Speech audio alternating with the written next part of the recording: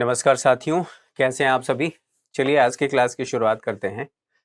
तो आज की क्लास में हम लोग जो 10वीं क्लास की एनसीईआरटी है उसको शुरू करने वाले हैं। 9वीं क्लास की एनसीईआरटी आपकी कंप्लीट हो गई थी, हम लोगों ने पहले ही अर्थात इससे पहले वाली क्लास में देख लिया था। इसमें हम बात करने वाले हैं आर्थिक विकास की समझ। अब यहाँ सबसे पहले आप लोगों को ये समझना है, विकास की बात की जा रही है, डेवलपमेंट की बात की जा रही है, यहाँ पर ग्रोथ की बात नहीं की जा रही है। तो यहाँ पर हम किसकी ग्रोथ की बात नहीं कर रहे हैं, यहाँ पर हम बात कर रहे हैं डेवलपमेंट की।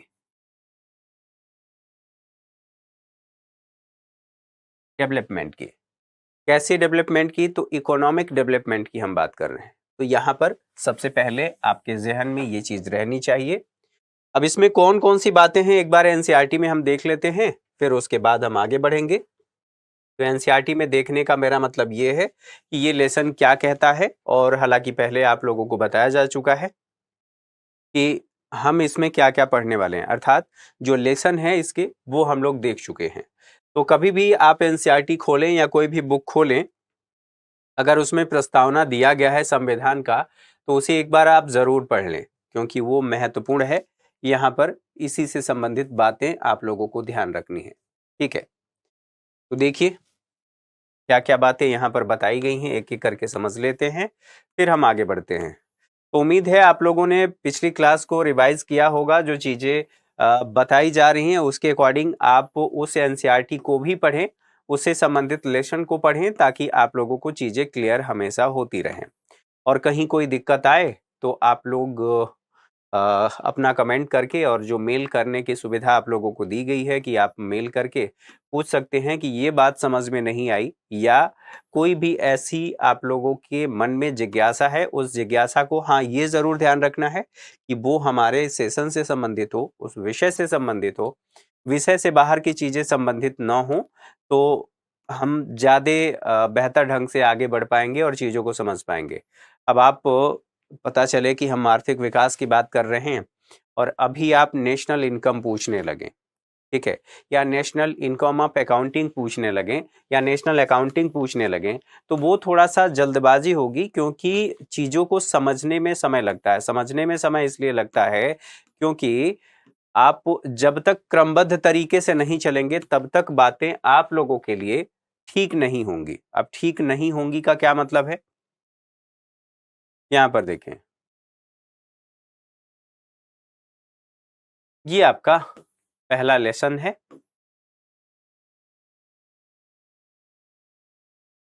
हाँ, विकास किसको कहा जा रहा है, तो यहां पर विकास और प्रगति दोनों शब्द का इस्तेमाल किया गया है कि दोनों समानांतर हैं, अर्थात लगभग एक ही तरह से इसको प्रयोग किया जाता है। ठीक बात है। अब यहां पर बताया गया है विकास अथवा प्रगति की धारणा हमेशा से हमारे साथ है। हमारी आकांक्षाएं और इच्छाएं हैं कि हम क्या करना चाहते हैं। अब केवल यहीं तक रुक करके इन्हीं बातों को समझने के बाद अब आ जाते हैं अपनी एनसीईआरटी की जो हमारी जो एनसीईआरटी का फ्लो चार्ट है उस पर।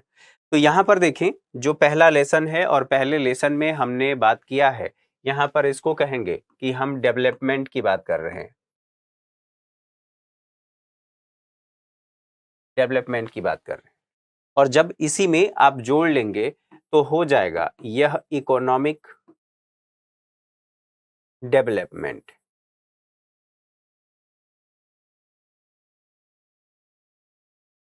अर्थात इसको हम कहेंगे आर्थिक विकास।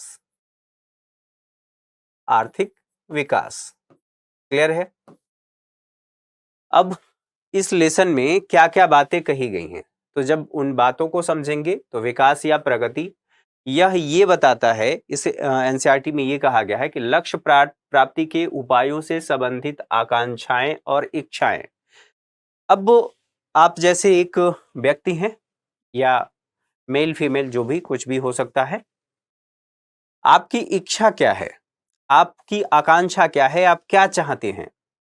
आपने जरूर कुछ इच्छा रखी होगी, या इस कोर्स को परचेज करते समय आपकी एक मनोवृत्ति होगी कि हमें क्या चाहिए, हम क्या करना चाहते हैं। इस कोर्स के माध्यम से हमें क्या प्राप्ति होगी। तो यहाँ पर आकांक्षाएं और इच्छाओं की जब हम बात कर रहे हैं तो जैसे अमूमन एक विद्यार्थी ये सोचता है कि मुझे IAS बनना है, ठीक है, इंडियन एडमिनिस्ट्रेटिव सर्विस, इसमें जाना है और इसलिए हमें एनसीईआरटी हमारे लिए एनसीईआरटी जरूरी है और एनसीईआरटी को हम पढ़ेंगे। अब इसी चीज को आधार बना करके सोचिए, अब क्या सोचना है, यहाँ पर आकांक्षाएं और इच्छाएं, ठीक है। तो आप एनसीईआरटी कोर्स के माध्यम से या एनसीईआरटी के माध्यम से या किसी बुक के माध्यम से या फाउंडेशन कोर्स के माध्यम से अपनी तैयारी को पूरा करते हैं और जो आपकी इच्छा है उस लक्ष्य को प्राप्त करते हैं। तो यहाँ पर कहा जा रहा है लक्ष्य प्राप्ति के उपायों से संबंधित आकांक्षाएं और इच्छाएं क्या कहती हैं, तो जीवन कैसे जीना चाहते हैं। सबसे पहले एक व्यक्ति हम क्यों पैसा चाहते हैं, अगर मान लीजिए IAS के जॉब को, IAS का एक जॉब है, ठीक है, ये हम इसलिए पाना चाहते हैं क्योंकि इसमें रुतबा है, पैसा है, ठीक है, और नाम भी है। नाम अर्थात अगली 7 पीढ़ियां याद रखेंगी कि आपका कोई आपके परिवार में, खानदान में कोई व्यक्ति IAS था, ठीक। अब इस चीज को थोड़ी देर के लिए सोच लिया आपने। जीवन कैसे जीना चाहते हैं, क्या हमारे जीवन में, हमारे जीवन जीने में कोई समस्या है। तो आज आप तुलनात्मक रूप से देखिए तो आपको समझ में आएगा कि आपके जीवन जीने में कुछ ना कुछ कमी जरूर है। अब कमी आप अलग अलग सोच सकते हैं, है ना। बाइक पे पीछे बैठने वाला व्यक्ति, उसकी कमी है, या बाइक की कमी है, या बाइक है तो उसमें फ्यूल डलाने के लिए जो मनी चाहिए, मुद्रा चाहिए, उसकी कमी है। तो यहाँ पर जीवन कैसे जीना चाहते हैं, ये एक बात है। दूसरा, कोई देश कैसा होना चाहिए। अब यहीं पर आपको समझ लेना है कि एक देश भारत है और एक देश पाकिस्तान है और एक तीसरा देश है चीन और एक चौथे देश की बात कर लेते हैं श्रीलंका और एक और 5वां देश देख लेते हैं अफगानिस्तान।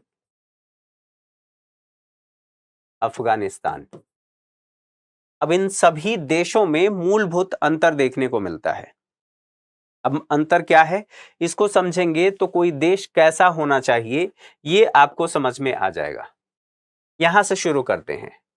यहां पर सबसे पहले कबीलाई समाज था, कबीलों में बटे हुए थे, हर देश में वो देखने को मिलता है, बहरहाल उसके इतिहास की बात कर रहे हैं। तो यहां पर कबीला था, कबीला के बाद धीरे धीरे संघर्ष हुआ और बहुत सारी स्थितियां ऐसी हुई। अब उसके बाद यहां पर लोकतंत्र आया, लोकतंत्र के खिलाफ फिर यहां पर संघर्ष हुआ, संघर्ष के बाद अब यहां पर तालिबान है अर्थात उसका शासन है। तालिबान ये कहता है कि धर्म आधारित शासन व्यवस्था हम स्थापित करेंगे और उस दिशा में ये कदम भी बढ़ा रहा है। अर्थात कहने का मतलब ये है कि यहाँ पर शरीयत के हिसाब से चल रहा है। तो शरीयत के हिसाब से चल रहा है, अगर आप लोगों ने पढ़ा होगा तो यहीं पर आप लोगों को याद होगा कि महिलाओं को पढ़ने का अधिकार नहीं दिया गया है, पढ़ने का अधिकार नहीं है, कॉलेज बंद कर दिए गए हैं, यहां तक कि हॉस्पिटल्स तक बंद कर दिए गए हैं, ठीक है। अब ये आपने समझ लिया। अब यहां पर क्या है, लोगों के पास अधिकार नहीं है कुछ भी करने का, जो शरीयत कहती है उसी के अनुसार करना है, लेकिन उसको भी अगर सही ढंग से इंप्लीमेंट कर दिया जाए तब भी ठीक है। लेकिन तालिबानी सत्ता के अधीन शरीयत को भी सही ढंग से फॉलो नहीं किया जा रहा है। इस वजह से यहां पर एक जो आधी आबादी है, आधी आबादी अर्थात मैं बात कर रहा हूं महिलाओं की, उनके अधिकारों का हनन हो रहा है।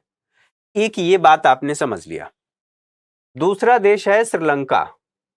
श्रीलंका में अभी आपने देखा उच्च मुद्रास्फीति,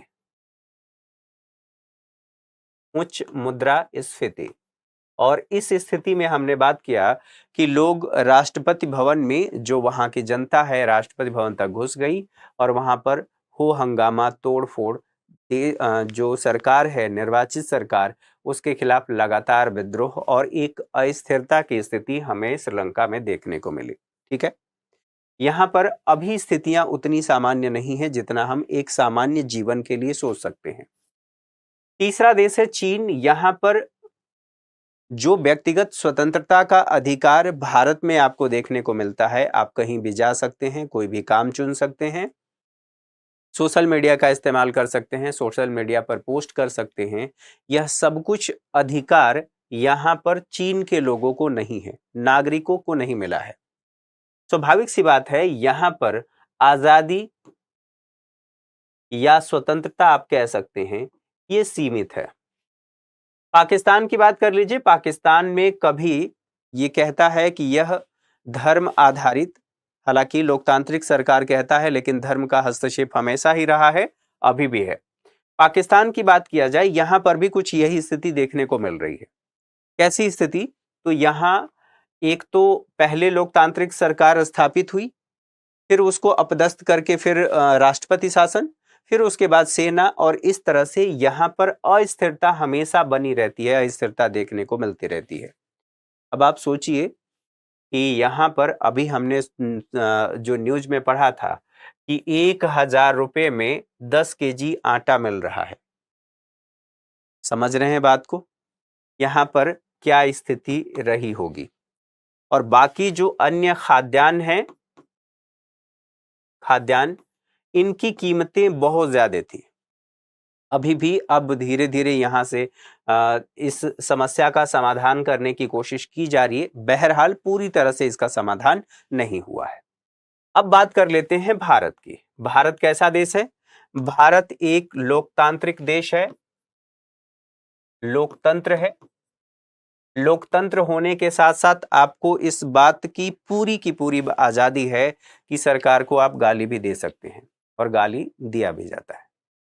आप अपनी बातें जो आप सरकार के खिलाफ सोचते हैं, सरकार के बारे में अच्छा या बुरा जो कुछ भी सोचते हैं, सोशल मीडिया पर आप लिख सकते हैं, एक मर्यादा में रहते हुए। ये सब सारी बातें यहां पर आपको देखने को मिलता है।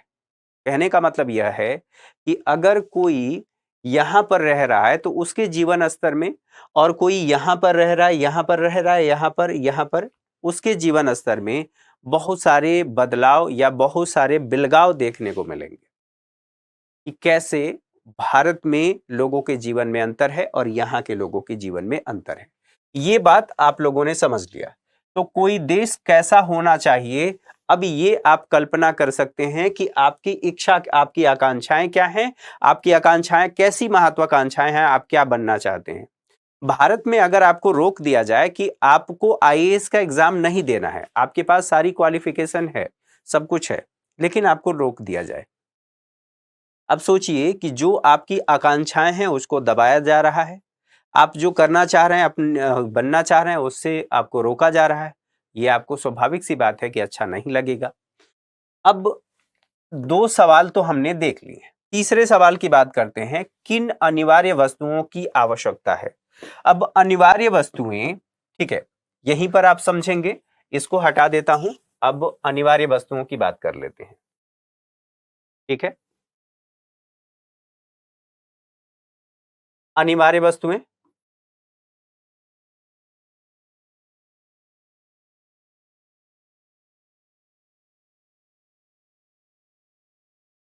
अनिवार्य वस्तुओं की बात करते हैं। तो एक व्यक्ति के लिए सबसे पहले कौन कौन सी वस्तुओं की आवश्यकता है जीवन जीने के लिए। तो यहां पर हम लोगों ने बात कर लिया था कि जो आवश्यक वस्तु हैं, रोटी, कपड़ा और मकान, ठीक है, ये 3 चीजें किसी भी व्यक्ति के लिए आवश्यक हैं। तो किन अनिवार्य वस्तुओं की बात की जा रही, तो ये तो अनिवार्य वस्तुएं हो गई। अर्थात कहने का मतलब ये है कि ये जो वस्तुएं हैं, ये सबको उपलब्ध होनी चाहिए। अब अगर कोई व्यक्ति इसी में कहे कि दरअसल मुझे कार चाहिए, तो कार क्या अनिवार्य वस्तु है? ये पर्सन टू पर्सन वेरी कर सकता है। तो कहने का मतलब ये है, विकास की जो अवधारणा है, विकास, यह सबके लिए अलग अलग हो सकता है। अलग अलग। आप इसको ऐसे भी कह सकते हैं कि यह एक व्यक्तिनिष्ठ अवधारणा है, अवधारणा है। व्यक्तिनिष्ठ का मतलब क्या होता है? मेरे विचार अलग हैं, मैं एक व्यक्ति हूं, मेरे विचार अलग हैं, मेरी आवश्यकताएं अलग हैं, आप एक व्यक्ति हैं, आपकी जरूरतों के अनुसार, आपकी सोच के अनुसार आपके लिए आवश्यकताएं और चीजें अलग अलग हैं। तो ये व्यक्तिनिष्ठ अवधारणा हो गई। ठीक है, तो एक तो ये बात हमने समझ लिया कि किन अनिवार्य वस्तुओं की आवश्यकता है, वो राष्ट्र, उसकी प्रगति और उसकी विकास की दर कैसी है, वहां पर प्रति व्यक्ति आय कैसी है, ये निर्धारित करेगा। ठीक है, सभी का जीवन बेहतर हो सकता है, ये क्या संभव है? और अगर संभव है तो उसको कैसे किया जाना चाहिए, कौन कौन से उसके लिए आवश्यक कदम उठाए जाने चाहिए? तो सभी का जीवन बेहतर हो सकता है, ये एक बात कही जा रही है। ठीक है, मिलजुल कर कैसे रह सकते हैं, और मिलजुल कर जब रहने की बात होगी तो क्या भारत के बारे में आप चिंतन कर सकते हैं, विचार कर सकते हैं? या यहीं पर आपका एक पड़ोसी देश पाकिस्तान है, पाकिस्तान, इसके बारे में आप कल्पना कर सकते हैं, जहां पर बहुत से टकराव की स्थिति देखने को मिलते हैं। तो यहां हालांकि भारत में भी टकराव होते हैं, ऐसा नहीं है, बहरहाल हम तुलनात्मक रूप से देख रहे हैं। यहां पर पाकिस्तान की बात करें तो कुछ जो भिन्न समुदायों की बात करें, भिन्न समुदाय यहां पर टकराव है। और ये भिन्न समुदाय की बात कर रहे हैं तो इस्लाम में ही जो भिन्न समुदाय हैं, ठीक है, जैसे आप शिया, सुन्नी, अहमदिया की बात कर सकते हैं, यहां पर आप हिंदू और अन्य की बात कर सकते हैं। ठीक है, तो मिलजुल कर कैसे रह सकते हैं? अब रहने के लिए आपस में अंडरस्टैंडिंग चाहिए। तो क्या केवल विकास से ये संभव है? और अगर विकास से ही संभव है तो फिर जो विकसित देश हैं वहां पर इस तरह के टकराव की स्थिति क्यों देखने को मिलते हैं? जैसे अमेरिका की बात कर लें, श्वेत अश्वेत की लड़ाई, वहां पर विरोध की स्थिति देखी जाती है। अन्य देशों में भी इस तरह की समस्या है। अमेरिका तो विकसित देश है, तो यहां पर कहा जा सकता है कि मिलजुल कर के कैसे रह सकते हैं। अधिक समानता हो सकती है। अधिक समानता यहां पर किसके मध्य? तो यहीं पर नागरिकों के मध्य कह सकते हैं या व्यक्तियों के मध्य कह सकते हैं। व्यक्तियों पब्लिक, नागरिकों, नागरिकों के मध्य। कौन? मैं एक व्यक्ति हूं, आप एक व्यक्ति हैं, हम दोनों में क्या हो सकती है? समानता हो सकती है और असमानता भी हो सकती है, ये भी संभव है। विकास क्या वादा करता है? यहां पर अब बात आती है, विकास क्या वादा करता है? विभिन्न व्यक्ति, विभिन्न लक्ष्य। अब यहीं से इस लेसन की शुरुआत होती है और यहीं से वो सारी बातें शुरू होती हैं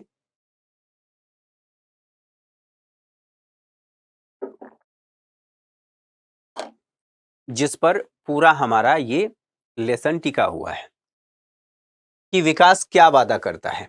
अब यहां हो सकता है, इस बात की प्रबल संभावना है कि एक व्यक्ति के लिए कार महत्वपूर्ण हो, एक व्यक्ति के लिए एक मोटरसाइकिल, एक बाइक महत्वपूर्ण हो। अब इसी चीज को हम आगे चल करके समझने वाले हैं, देखने वाले हैं। यहां पर देखिए,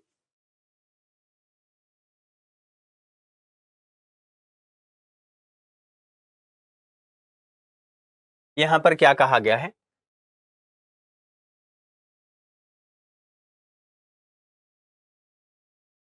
विभिन्न श्रेणी के लोगों के विकास के लक्ष्य क्या हैं? अब आप इस बात की कल्पना करिए, एक परिवार में, जैसे कोई भी परिवार है, उसमें एक माता पिता के दो बच्चे हैं, एक बेटी है और एक बेटा है। बेटा बड़ा है, बेटी छोटी है। स्वाभाविक सी बात है कि बेटे का प्रभाव और बेटे के लिए जो माँ बाप के मनोभाव हैं वो अलग होंगे, बेटी के लिए मनोभाव अलग होंगे। अब इसमें क्या अलग होंगे? हमारे देश में फ्रीडम जरूर है, स्वतंत्रता जरूर है, लेकिन क्या सोसाइटी में ऐसे मनोभाव हैं, ऐसी परिस्थितियां हैं जिसमें एक लड़की रात में भी घर से सुरक्षित निकल करके वापस आ सकती है, मतलब निकलती है और सुरक्षित घर वापस आ सकती है? इसकी कल्पना नहीं की जा सकती। उसके अलग अलग सामाजिक, आर्थिक और जो प्रशासनिक समस्याएं हैं वो अलग अलग हो सकते हैं, जातीय प्रजाति आप कह सकते हैं, वो अलग अलग बात है। बहरहाल यहाँ पर हम आर्थिक पक्षों की बात कर रहे हैं और उसके अकॉर्डिंग जब हम विकास की बात कर रहे हैं तो विकास अर्थात जो आपका आर्थिक पक्ष है वो आपके विकास को कैसे प्रभावित करता है, हम उसकी बात कर रहे हैं। तो जो लड़की है उसकी जो इच्छा है वो आपके अर्थात एक लड़के के मुकाबले अलग हो सकती है। उसके लिए विकास का मतलब अलग हो सकता है। जैसे एक लड़के को कभी भी कहीं भी जाने की स्वतंत्रता है, घर के बाहर रहता है, घूमता फिरता, अपने दोस्तों से मिलता है, इत्यादि इत्यादि। एक लड़की है, घर की चारदीवारी में है, भले ही उसे एजुकेशन मिल रहा हो, सारी चीजें मिल रही हों, लेकिन इस बात की प्रबल संभावना है, अधिक संभावना है कि उसे घर में काम करना पड़ता है, सबके लिए खाना बनाना, अन्य घरेलू काम करना, और उसे उतनी आजादी नहीं है जितने की बेटे को है। स्वाभाविक सी बात है कि उसके लिए विकास का मतलब यह होगा कि मुझे अपने भाई के बराबर ही स्वतंत्रता मिलनी चाहिए। ठीक है। दूसरी बात, उस लड़की की यह भी इच्छा हो सकती है कि उसे भी भाई के बराबर शिक्षा मिले। तीसरी चीज यह भी हो सकती है कि उसका भाई उसके घरेलू कार्यों में मदद करे, अर्थात जैसे जो भी घरेलू काम करते हैं, खाना बनाना या फिर बर्तन धोना इत्यादि इत्यादि, जो भी काम है आप घरेलू कार्य कह सकते हैं, उसमें मदद करे। तो ये विकास का मतलब उस लड़की के लिए वो है। जबकि अब यहीं पर बात आएगी कि क्या विकास सबके लिए एक समान हो सकता है? नहीं हो सकता। और क्या विकास विरोधाभासी भी हो सकता है? तो बिल्कुल भी हो सकता है। जो उस लड़की के लिए विकास की बात है, जो उसकी इच्छा है, आकांक्षाएं हैं, वह उस लड़के से मेल नहीं खाती, अर्थात उसी के भाई से मेल नहीं खाती। तो जो एक व्यक्ति के लिए विकास है वो हो सकता है दूसरे व्यक्ति के लिए विकास न हो और वहां पर टकराव की स्थिति हो। तो दोनों भाई बहन के माध्यम से हमने समझ लिया कि कोई जरूरी नहीं है कि दोनों में समानता हो। अब यहीं पर कुछ बातें बताई गई हैं। ये कहा गया है कि जो भूमिहीन व्यक्ति है, ग्रामीण मजदूर है, उसके लिए विकास का क्या मतलब है? वो ये चाहता है कि काम करने के अधिक दिन और बेहतर मजदूरी हो। अब जो जिसकी जो अवस्थिति है उस अवस्थिति के हिसाब से विकास को परिभाषित कर रहा है। अब यहीं पर बात आएगी कि विकास क्या है। तो विकास, अब यहां पर थोड़े समय के लिए सोच लेते हैं, एक बार बात कर लेते हैं। विकास यानी कि डेवलपमेंट, जब हम आर्थिक संदर्भ में बात करते हैं तो जीवन में मात्रात्मक और गुणात्मक बदलाव, यही विकास है जो इकोनॉमी में बताया जाता है। संक्षेप में समझिए। अब आपके समझ में यह भी आ रहा होगा कि यहां पर ग्रोथ का क्या मतलब है। ग्रोथ का क्या मतलब है, जिसे हम समृद्धि कहते हैं। समृद्धि कहते हैं। इसका मतलब यह है कि मान लीजिए 2022 में आपने ये देखा कि हमने सड़क बनाया, ठीक है। अब ये सड़क यहां से शुरू हुई और यहां तक ये जाकर के खत्म हो गई। इतना ही सड़क हमने बना पाया, लंबाई की बात कर रहे हैं। और फिर उसी तरह से हमने 2023 की बात की तो 23 में हमने क्या किया, ये सड़क यहां से शुरू हुई और यहां तक चली गई। तो ये क्या है, समृद्धि है। हमने इसमें मात्रात्मक वृद्धि कर ली। इसकी मात्रा में और इसकी मात्रा में अंतर है, मात्रात्मक वृद्धि कर ली। देखिए अभी जो यहाँ पर जरूरत है उसके अकॉर्डिंग सिर्फ समझाने के लिए बता रहा हूं। जब आप 12वीं के एनसीईआरटी पढ़ेंगे तो उसमें ये सारी बातें और डिटेल में बताई गई हैं। आर्थिक समृद्धि और आर्थिक विकास को हम पढ़ेंगे। बहरहाल यहाँ पर समझ लीजिए ग्रोथ का मतलब यह है कि यहाँ पर मात्रात्मक वृद्धि हुई है, और यहाँ पर कहा जा रहा है जब विकास की बात होगी तो मात्रात्मक और गुणात्मक दोनों बदलाव देखा जाएगा। अर्थात आप संक्षेप में ये कह सकते हैं कि गुणवत्तापूर्ण जीवन। अब गुणवत्तापूर्ण जीवन में क्या क्या चीजें शामिल हैं? इसी में आपके पास पर्याप्त पोषण युक्त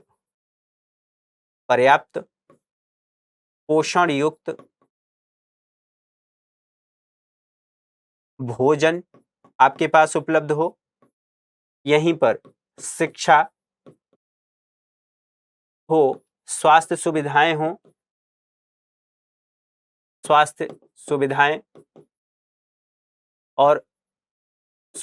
और इन सुविधाओं तक पहुंच, ठीक है। स्वच्छ वायु, आप यहां पर स्वच्छ वातावरण की बात कर सकते हैं, वातावरण जिसमें स्वच्छ वायु वगैरह सारी चीजें शामिल हैं। और यहीं पर आप बात कर लेंगे पेयजल कैसा होना चाहिए? सब कुछ स्वच्छ होना चाहिए, अर्थात स्वच्छ पेयजल होना चाहिए। ये सब सारी बातें इसमें शामिल है। अभी बहुत सारे डायमेंशन हैं, केवल आप ये समझिए कि इसका मतलब हम ये कह रहे हैं कि गुणवत्तापूर्ण जीवन के लिए जरूरी है। और इसके साथ साथ इसी में एक और जरूरी चीज है, जो हमारी आय है अर्थात इनकम होगी, तभी इन सभी सेवाओं को हम खरीद पाएंगे। तो इस क्रम में अर्थात जब हम पूछेंगे कि विकास पहले होगा या समृद्धि पहले होगी, तो यहां पर इस क्रम में विकास से पहले समृद्धि होगी। और ये जब आपसे पूछा जाएगा कि दोनों में बड़ी संकल्पना कौन सी है, तो यहां पर जब पहले कौन की बात होगी तो यहां पर आएगा समृद्धि पहले होनी चाहिए, ताकि हम उसके माध्यम से इन सेवाओं को खरीद सके, ठीक है।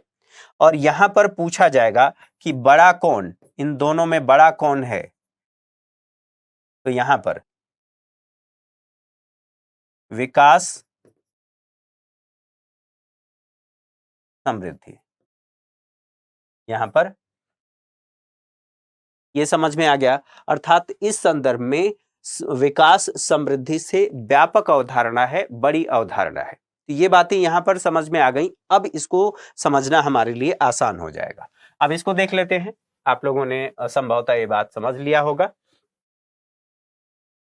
देखिए यहां पर कहा जा रहा है कि जो जिस स्थिति में व्यक्ति है उस स्थिति के हिसाब से सोचिए। भूमिहीन जो ग्रामीण मजदूर है वो क्या चाहता है कि हमें भैया अधिक काम के दिन मिले।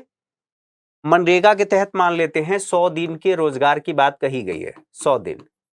अब 100 दिन से तो उसका काम चलने वाला नहीं है, उसकी सभी जरूरतें पूरी नहीं हो पा रही हैं। स्वाभाविक सी बात है, अगर सालों साल वर्ष के 365 दिन अगर उसे काम मिले तो उसके लिए ज्यादा बढ़िया है। वो काम करना चाहता है लेकिन काम नहीं मिल रहा है, तो ये उसके लिए बेहतर है। बेहतर मजदूरी मिले, मजदूरी मान लीजिए 250 है, तो वो चाहता है कि यह 300 रुपए हो, मेरे काम के साथ उचित जस्टिस किया जाए, पर्याप्त मजदूरी मिले। तो यहां बेहतर मजदूरी की बात की जा रहा है। और ये चाहता है कि स्थानीय स्कूल उनके बच्चों को उत्तम शिक्षा प्रदान करे। अब यहां पर बात हो गई सरकारी स्कूल की, ठीक है। उत्तम शिक्षा प्रदान करने में सक्षम हो, कोई सामाजिक भेदभाव उसके साथ न हो, कोई ये ना कहे कि ये मजदूर है, या उसके बच्चे को ये ना कहे कि ये तो मजदूर का बेटा है, इसको साथ नहीं बैठाएंगे या साथ इसको नहीं बैठना चाहिए। अब यहां पर सामाजिक भेदभाव न हो, गांव में वे भी नेता बन सके। समझ रहे हैं ना नेता की बात? वो भी नेता बन सके, कोई दिक्कत ना हो। तो एक भूमिहीन जो ग्रामीण मजदूर है उसके लिए ये विकास है, उसकी ये आकांक्षाएं हैं। अच्छा, दूसरी पंजाब का जो समृद्ध किसान है उसके लिए विकास की बात अलग है, उसकी आकांक्षाएं इच्छाएं अलग है। किसानों को उनकी उपज के लिए ज्यादा समर्थन मूल्य मिले और मेहनत और सस्ते मजदूर उनको मिल सके। अब देखिए एक मजदूर है, यहां पर मजदूर है, ये क्या चाहता है? जो मजदूरी काम के दिन हो वो ज्यादा हो और जो मजदूरी है वो उन्हें ज्यादा मिले। उसी तरह से जो किसान है, किसान ये क्या चाहता है कि जो उसकी फसल है उस फसल का उचित मूल्य मिले, ज्यादा से ज्यादा न्यूनतम समर्थन मूल्य मिले, एमएसपी जो हम लोगों ने बात किया था। अब ये एमएसपी चाहते हैं कि इनको अधिक मिले, ठीक है, एमएसपी भी अधिक मिले और ये चाहते हैं कि सस्ते मजदूर मिले, सस्ते मजदूर मिले ताकि इनकी बचत ज्यादा हो सके। अब इस संदर्भ में जो मजदूर है, भूमिहीन मजदूर है और किसान है, यहां पर यह भी इसके लिए कंट्रोवर्सी है, इसके लिए यह भी कंट्रोवर्सी है, यह भी कंट्रोवर्सी है। तो विकास के लिए हमने ये समझ लिया कि सबकी धारणाएं अलग अलग हो सकती हैं, सबकी इच्छाएं आकांक्षाएं अलग अलग हो सकती हैं। अच्छा, ये तो आपने समझ लिया। अब यहां पर ये कहा जा रहा है कि ये चाहेगा पंजाब का किसान जो उसके बच्चे हैं और विदेशों में बस सकें या पढ़ाई कर सकें, इत्यादि इत्यादि बातें। अब उसी तरह से ये कहा गया है किसान जो खेती के लिए केवल वर्षा पर निर्भर है, वो क्या सोचेगा, हमारे पास पहले तो ट्यूबवेल की व्यवस्था हो, हमारे पास अगर ट्यूबवेल है तो बिजली पर्याप्त मिले, और बिजली के साथ साथ वो ये चाहेगा कि डीजल महंगा हो रहा है, सस्ता डीजल मिले, और सस्ता डीजल के साथ साथ वो यह भी सोचेगा कि भैया एक और स्थिति क्या हो सकती है कि उसके लिए नवीकरणीय ऊर्जा पर निर्भरता की, मतलब उसे डीजल भी ना खरीदना पड़े और उसकी खेत की सिंचाई भी हो जाए, ये वो सोचेगा, तो उसके लिए अलग है।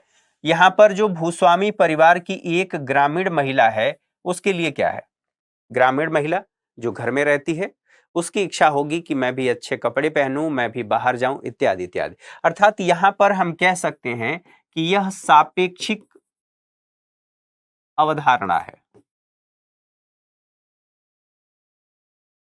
अवधारणा है, एक दूसरे के सापेक्ष अलग अलग हो सकता है और इसमें कोई दो राय नहीं। चलिए, एक तो ये बात आपने समझ लिया। जो शहरी बेरोजगार युवक है उसके लिए क्या, भैया मुझे तो रोजगार मिले, मुझे एम्प्लॉयमेंट मिले, और कुछ मिले ना मिले, जो कुछ भी होगा हम देखेंगे बाद में, पहले मुझे रोजगार मिले। शहर के अमीर परिवार का एक लड़का वो अलग चाहेगा, शहर के अमीर परिवार की एक लड़की अलग चाहेगी। जो नर्मदा का एक आदिवासी किसान है वो क्या चाहेगा, जो आदिवासी व्यक्ति है, कि मुझे ये जो नर्मदा बनाया जा रहा है, नर्मदा को लेकर के जो विवाद हो रहा है और उससे जो हमारे खेत हैं या जो आसपास की जमीन है वो जलमग्न हो जाएगी, ऐसी स्थिति में इस समस्या का समाधान हो, हम यहाँ से जलमग्न होने की वजह से, नर्मदा बांध की वजह से हम विस्थापित न हो, हमारे बच्चों को यहीं पर शिक्षा मिलनी चाहिए, हमारी आजीविका यहाँ पर है तो हम यहीं पर रहना चाहिए, इत्यादि इत्यादि बातें। तो आप लोगों ने इसके माध्यम से समझ लिया कि सबके लिए जो विकास की अवधारणाएं हैं वो अलग अलग हो सकती हैं। अच्छा, आगे बढ़ते हैं और कुछ और बातों। विकास के लक्ष्य की बात करें तो विकास के विभिन्न लक्ष्य हो सकते हैं और ये लक्ष्य विरोधाभासी भी हो सकते हैं। मान लीजिए एक मजदूर है, वो चाहता है कि भैया मुझे पर्याप्त मजदूरी मिल जाए, मेरे पास साइकिल नहीं है, साइकिल मुझे मिल जाए। और एक उद्योगपति ये चाहता है कि यहां पर मान लीजिए यहां पर एक उद्योगपति है, ठीक है, इस भूमि को लेकर के उद्योगपति का क्या विचार है, और यहां पर जो एक मजदूर है उसका क्या विचार है। ये चाहता है कि यहां पर एक छोटी सी जो आप लोगों ने देखा होगा, कई बार उसे शीट भी कहा जाता है, कि ग्रामीण क्षेत्रों में जो बनाए जाते हैं कुछ इस तरह का सीट होता है, लोहे का और सीमेंट का, इस तरह का शीट होता है और इसको लगा दिया जाता है, इसकी झोपड़ी बन जाती है, ठीक है। लेकिन इसकी समस्या है कि इससे कैंसर भी होता है, जो सीमेंटेड होता है, और उसके साथ साथ ये हीट भी ज्यादा जनरेट करता है। अब सोचिए, एक मजदूर चाहेगा कि मेरे सर पर छत नहीं है तो मेरे सिर पर छत होनी चाहिए। एक ये चाहेगा कि इसको हटा करके, यहां से हटा करके यहां पर बड़ा सा शॉपिंग मॉल बना दें, ठीक है। तो यहां पर दोनों में विरोध की स्थिति देखी जाएगी। ये कहेगा कि विकास तो यही है, शॉपिंग मॉल बना देना, वहां से इनकम होगी, तो उद्योगपति के लिए वो विकास है। मजदूर के लिए ये विकास है कि भैया मुझे छत मिल जाए, बच्चों को शिक्षा मिल जाए। महिला और पुरुष यहाँ पर अधिकारों को लेकर के टकराव की स्थिति हो सकती है, तो दोनों में ही बात होगी कि विकास के इनके लक्ष्य अलग हो सकते हैं। महिला को स्वतंत्रता चाहिए, पुरुष को पैसा चाहिए, वो चाहे कि घर में महिलाएं रहें, काम करें। अमीर और गरीब, यहाँ पर विरोध और टकराव की स्थिति देखी जा सकती है। अब यहाँ तक तो बातें समझ में आ गई। अब बात हो सकती है आय और लक्ष्य की। आय और लक्ष्य की बात करें तो इसमें क्या क्या बातें देखने को मिलेंगी। यहाँ पर देखिए, जब आय और लक्ष्य की बात होगी तो एक मजदूर, यहां पर बात होगी कि नियमित काम हमें मिलना चाहिए, बेहतर मजदूरी की बात होगी, ठीक है। उत्पाद की अच्छी कीमत की बात होगी, यहां पर अधिक आय इसमें सोचा जाएगा और अधिक आय संभव भी है, आय की संभावना की बात की जा रही है। विकास के लक्ष्य जो हैं, ये एक मजदूर के लिए, यहीं पर जो हम लोगों ने बातें अभी देखा था, ये कहा जा रहा है मजदूर के लिए, और यहीं पर वर्सेस उद्योगपति, इन दोनों के लिए ये अलग अलग बातें हैं। ये बात समझ में आ गई, विकास के लक्ष्य। अब जो मजदूर है वो चाहता है कि उसके साथ बराबरी का व्यवहार हो, स्वतंत्रता और सुरक्षा की भी बात होगी। जो महिला होगी, स्वतंत्रता की भी बात होगी, सुरक्षा की भी बात होगी। और हम जब विकास की बात कर रहे हैं तो विकास केवल ये नहीं है कि हमें आय होना चाहिए, यहीं पर विकास केवल आय नहीं है, केवल यहां पर सुरक्षा नहीं है,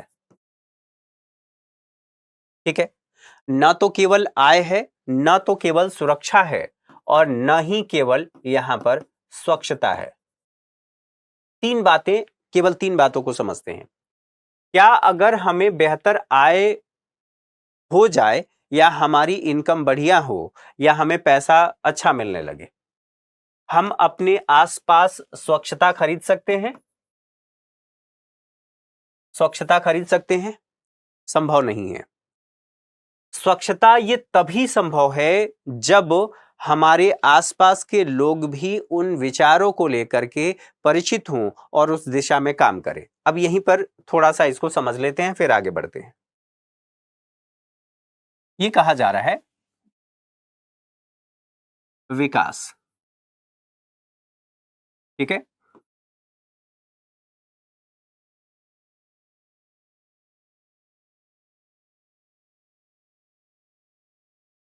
ठीक, अब हमने ये कहा कि विकास तो ठीक है भैया, तो विकास क्या केवल आय है? आप कहेंगे नहीं, केवल आय नहीं हो सकता। तो क्या विकास केवल, हम ये कहेंगे कि यहां पर सुरक्षा हो सकता है? तो सुरक्षा भी नहीं हो सकता। और क्या हो सकता है? यहां पर हमने तीसरी बात कर ली कि यहां स्वच्छता,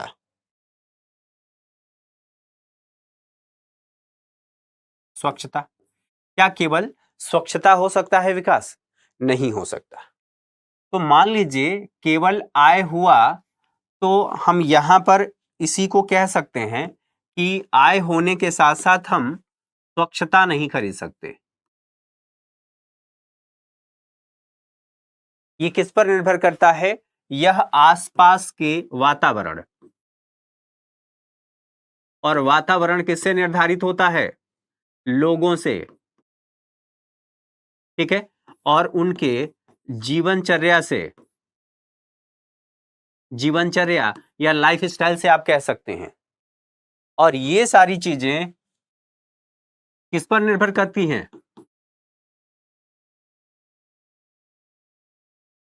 शिक्षा प्लस आय।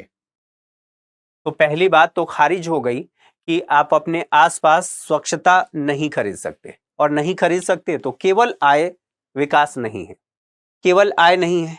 मान लीजिए आय आपकी हो ही रही है और आपके आसपास सुरक्षा व्यवस्था दुरुस्त नहीं है, तो क्या केवल आप इससे सुरक्षा व्यवस्था दुरुस्त कर सकते हैं? नहीं कर सकते। आप मान लेते हैं, कोई कुछ लोग ये कह सकते हैं, जिज्ञासा हो सकती है कि हम बॉडीगार्ड लगा लेंगे।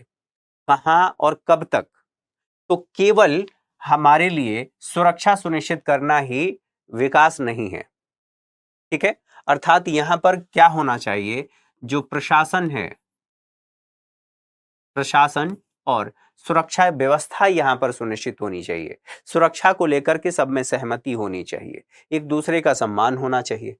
स्वच्छता की बात हमने कर ली ही कि ये स्वच्छता कैसे सुनिश्चित हो पाएगा, तो यह आय और उसके साथ साथ वातावरण, इन सब पे, और शिक्षा, उन आसपास के वातावरण और जो उससे होने वाले नुकसान है, अर्थात प्रदूषण से होने वाले नुकसान है, हमें उसके बारे में जानकारी होनी चाहिए, तब जाकर के हम इसको सुनिश्चित कर पाएंगे। तो कहने का मतलब यह है कि केवल आय नहीं है, विकास इन सब का सम्मिलित रूप है, जिसमें स्वच्छता, समानता, सामाजिक सुरक्षा, इसके साथ साथ आय, सब कुछ ये शामिल है। अब सब कुछ शामिल है तो यहीं पर बात एक होती है जिसको हम कहते हैं मानव विकास सूचकांक, सूचकांक, ठीक है, जिसे HDI कहा जाता है, HDI, ह्यूमन डेवलपमेंट इंडेक्स। अब यहां इंडेक्स का मतलब क्या है आप लोग समझ लीजिए, फिर हम आगे बढ़ेंगे। इंडेक्स, इंडेक्स, आप लोगों ने जब भी कोई इंडेक्स पढ़ा होगा कि ये सूचकांक आया है, ये इंडेक्स आया है, तो उस इंडेक्स में क्या बताया जाता है। जैसे यहां पर मैंने ये कहा कि HDI इंडेक्स ही आया है, और इसमें भारत की जो रैंकिंग है, रैंकिंग, पहले हमने ये देखा था कि जो कुछ भी बढ़ते क्रम में मान लेते हैं थोड़ी देर के लिए कि भारत की रैंकिंग 160 थी, ठीक है। ये कब थी, तो 2020 में, ठीक है। अब 2021 की बात करें तो भारत की जो रैंकिंग है यह 170 हो गई है। थोड़ी देर के लिए मान लीजिए ये 22 की बात कर रहे हैं, ये 23 की बात कर रहे हैं। इसका मतलब यह है कि भारत की रैंकिंग और खराब हुई है, और खराब हुई है तो ये क्या बता रहा है, परिवर्तन हुआ है। तो दोनों परिवर्तन हो सकता है ना, तो इंडेक्स का मतलब यह परिवर्तन बताता है। परिवर्तन कैसा, पॉजिटिव या निगेटिव, कैसा परिवर्तन, पॉजिटिव या निगेटिव परिवर्तन बताता है। कौन सा, तो कोई भी सूचकांक आप देखेंगे वो यही बताता है। तो इसके माध्यम से हम ये समझ पा रहे हैं कि इसमें, इसको बताने का मतलब ये है कि इसके आयाम है, इसके संकेतक हैं, उन संकेतकों को आगे चल करके हम पढ़ेंगे, समझेंगे जब विकास के मापन की बात होगी। तो ये बात आप लोगों ने समझ लिया। अब इस बात को समझने के साथ साथ यहां पर जो मैं बता रहा था कि यह जो विकास है, विकास का लक्ष्य या विकास केवल यह नहीं हो सकता कि यहां पर बातें होंगी केवल आय से नहीं है, बराबरी का व्यवहार होना चाहिए, स्वतंत्रता भी होनी चाहिए, सुरक्षा भी होनी चाहिए, दूसरे से आदर मिलना चाहिए। सोसाइटी में एक मजदूर चाहेगा कि मैं भी नेता बन सकता हूं, अर्थात मुझे भी आदर सत्कार समाज में मिलना चाहिए। और महत्वपूर्ण बात यह है कि जब दूसरों से आदर मिलने की और यह सारी बातें होंगी तो क्या हम इसका माप कर सकते हैं।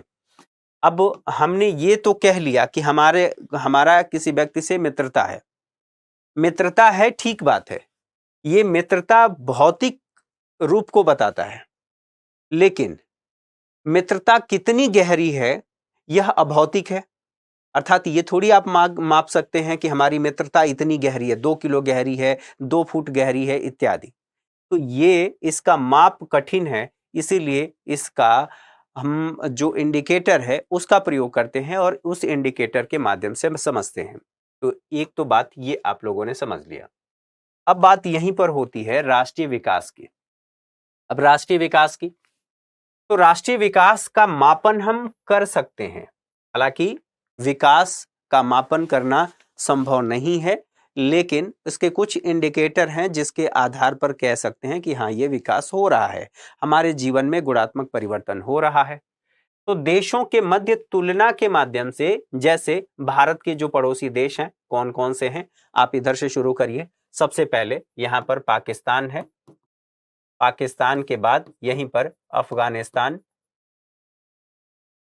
अफगानिस्तान है, अफगानिस्तान के बाद आप आएंगे तो आपको दिखाई देगा यहीं चीन, चीन के बाद फिर आपको दिखाई देगा नेपाल, नेपाल के बाद भूटान, भूटान आपको दिखेगा, भूटान के बाद आप बांग्लादेश की बात करेंगे, बांग्लादेश की बात करेंगे, फिर आप म्यांमार की बात करेंगे, म्यांमार के बाद यहीं पर आप आ जाएंगे श्रीलंका, श्रीलंका, और श्रीलंका के साथ साथ यहीं आप एक और मालदीव। ठीक है, तो यहां पाकिस्तान है, अफगानिस्तान, चीन, नेपाल, भूटान, बांग्लादेश, म्यांमार, श्रीलंका और मालदीव, ये हमारे पड़ोसी देश हैं। अब इन पड़ोसी देशों में जब हमने बात कर लिया विकास के बारे में, तो उन विकास से तुलनात्मक अध्ययन कर लेंगे। तुलनात्मक अध्ययन, तुलनात्मक अध्ययन कैसा? तो तुलनात्मक अध्ययन इस प्रकार से, मान लीजिए किसी देश में पर कैपिटा इनकम कैसा है, प्रति व्यक्ति आय कैसी है, तो प्रति व्यक्ति आय यहां से तुलना कर लेंगे, यहां से सभी देशों से तुलना कर लेंगे। अब जब हमने प्रति व्यक्ति आय की बात की है या औसत आय की बात कर लें, तो जितनी हमारी जनसंख्या है और जितनी हमारी आय है, 100 से जब इंटू आप कर देते हैं तो आपको वहां पर पता चल जाता है कि हमारे देश का पर कैपिटा इनका औसत आय का पता लगा लेते हैं।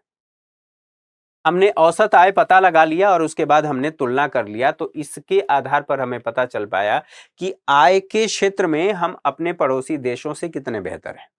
ठीक है, तो देशों के मध्य हमने तुलना कर लिया।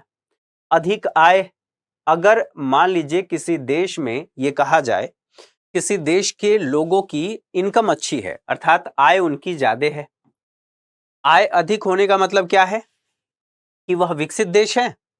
विकसित देश जो वर्ल्ड बैंक है वह इसी के आधार पर बताता है कि दरअसल विकास का जो पैमाना है वो यूएस डॉलर के आधार पर बताता है कि अगर इतना व्यक्ति, एक व्यक्ति यूएस डॉलर उसकी इनकम है या उसके पास है, तो इसका मतलब यह है कि वह विकसित है। इतना है तो वह विकासशील है, अगर उससे कम है तो इसका मतलब वह अल्प विकसित है। तो कुल मिलाकर के आय को आधार माना गया है इसमें। अब आय को आधार माना गया अर्थात अधिक आय होगी तो अधिक अपनी जरूरतों को, अब इसको हटा देता हूं,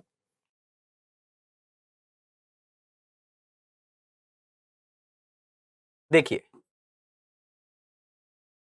अधिक आय, अधिक सुविधाओं तक पहुंच, अधिक सेवाओं तक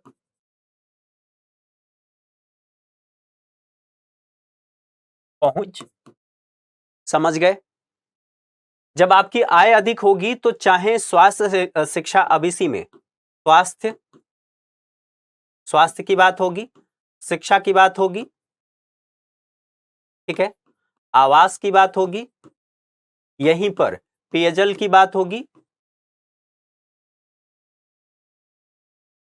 पेयजल की बात होगी, पोषण की बात होगी, आप ये खरीद पाएंगे।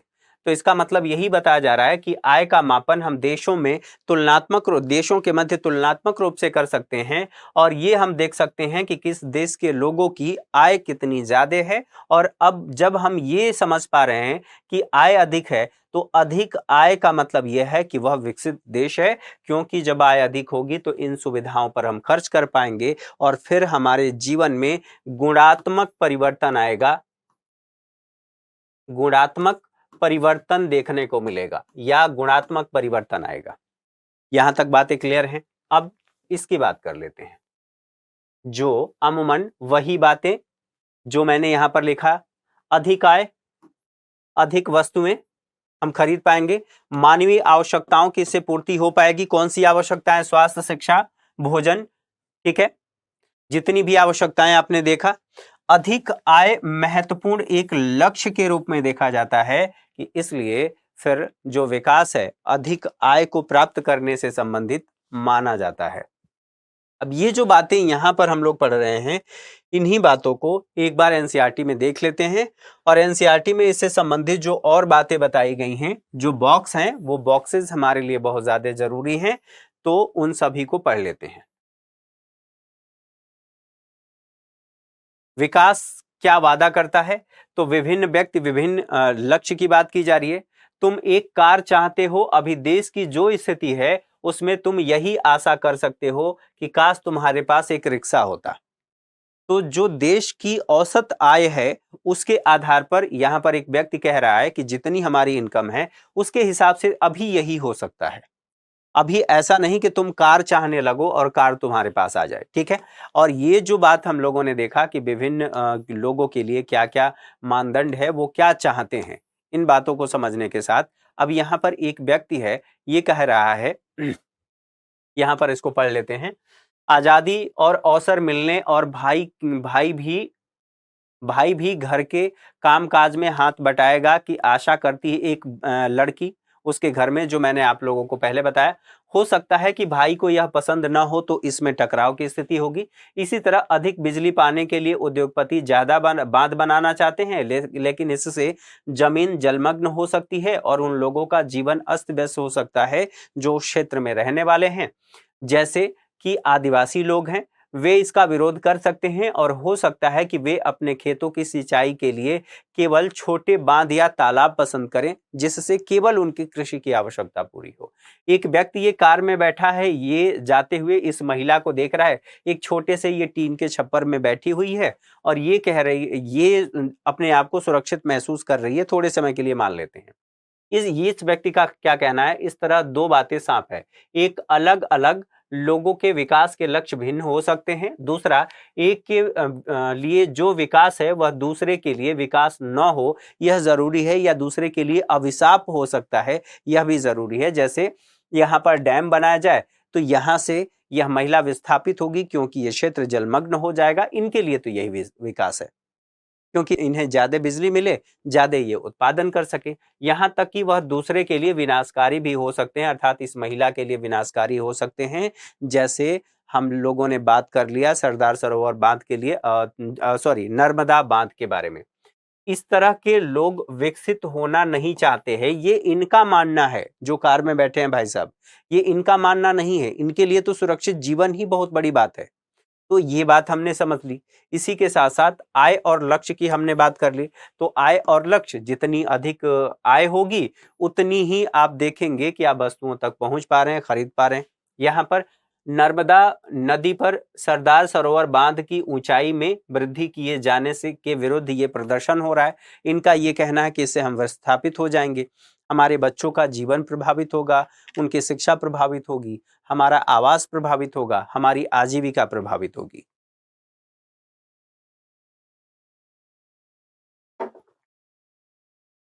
ठीक है, अब यहां पर देख लीजिए एक और उदाहरण देखिए। अगर आप कहीं दूर दराज के इलाके में नौकरी मिलती है, उसे स्वीकार करने से पहले आप आय के अतिरिक्त बहुत से कारकों पर विचार करेंगे, जैसे कि आपके परिवार के लिए सुविधाएं वहां पर क्या उपलब्ध हैं, काम करने का वातावरण कैसा है, क्या सुरक्षित वातावरण है या नहीं है, ठीक है, क्या अवसर है। दूसरी नौकरी में यद्यपि आपको कम वेतन मिले, लेकिन यह नियमित रोजगार हो सकता है। एक दिन मतलब एक महीने आपको 1 लाख रुपए मिल जाए और दूसरे महीने आपको 1 रुपया भी ना मिले, तो आप क्या चाहेंगे कि 10,000 रुपये ही मिले, लेकिन मुझे नियमित रूप से सालों साल वो पैसा मिलता रहे, जिससे आपकी जो जरूरतें हैं वो पूरी होती रहें। तो यहाँ पर उसकी बात की जा रही है।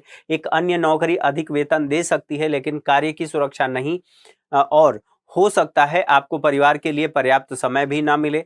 इससे आपकी सुरक्षा और स्वतंत्रता की भावना जो है वो सब कुछ प्रभावित हो सकती है। तो ये अलग अलग बताया गया। इसी तरह विकास के लिए लोग मिले जुले लक्ष्यों को देखते हैं, तो यह भी संभव है। कुछ और बॉक्स में यहाँ पर हम चीजें देख सकते हैं। राष्ट्रीय विकास की बात अब यहीं से आ जाएगी कि राष्ट्रीय विकास क्या है और कैसे। जैसा कि हमने ऊपर देखा, यदि लोगों के लक्ष्य भिन्न हैं तो उनकी राष्ट्रीय विकास के बारे में धारणा भी भिन्न होती है। क्या होती है? आपस में इस विषय पर चर्चा कीजिए कि भारत को विकास के लिए क्या करना चाहिए। संभव है कक्षा में विभिन्न विद्यार्थी अलग अलग अपने विचार रखेंगे। यहाँ पर भी बताया गया है कि उनमें से किसी एक के विषय में आप स्वयं भी निश्चित न हो, यह समझना बहुत आवश्यक है कि देश के विकास के विषय में भिन्न लोगों की धारणाएं भिन्न या परस्पर विरोधी हो सकती हैं, जो हम लोगों ने पहले पढ़ लिया है। अब यहाँ पर बात आती है कि यहाँ पर देखिए, अब इस बात को समझना जरूरी है। ये जो आपको दिखाई दे रहा है, एक ये क्षेत्र है, यहाँ पर छोटी सी आबादी है, यहाँ पर इसको कहा जा रहा है, या आइवरी कोस्ट की बात की जा रही है। हाँ, यहाँ पर एक जहाज ने 500 टन तरल जहरीले अवशेष एक शहर के खुले कूड़े घर और आसपास के समुद्र में डाल दिए। यह अफ्रीका देश के आइवरी कोस्ट के अदीज जान शहर में हुआ। अब इस कहानी को पूरी तरह से समझिए। जो ये अफ्रीका का देश है आइवरी कोस्ट, उसका तट है, उस तट पर जाकर के एक जो बड़ी जहाज है उस कंपनी का मालिक है, और दूसरा एक कंपनी है जो वो कंपनी उस जहाज के गार्बेज को अर्थात कूड़े को कहीं पर लेती है कि हाँ मैं इसको कहीं पर डंप कर दूंगा। आप जब अपने घर से कूड़ा लेकर के जाते हैं तो आप निश्चित स्थान पर डाल देते हैं।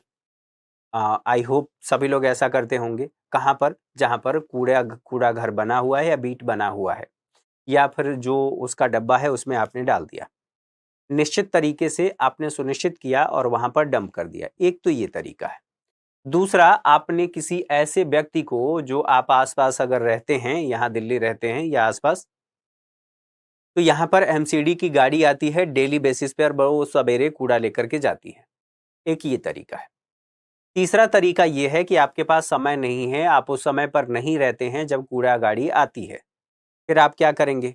कोई प्राइवेट व्यक्ति को आपने नियुक्त किया कि भाई वो चाहता है काम, और आपने नियुक्त किया कि वो डेली आपके घर से कूड़ा लेकर के जाएगा, और जब आप चाहते हैं उस समय लेकर के जाएगा। वो लेकर के जाएगा और वो कहाँ पर डंप कर रहा है ये आपको नहीं पता है और ना आपको इससे मतलब है।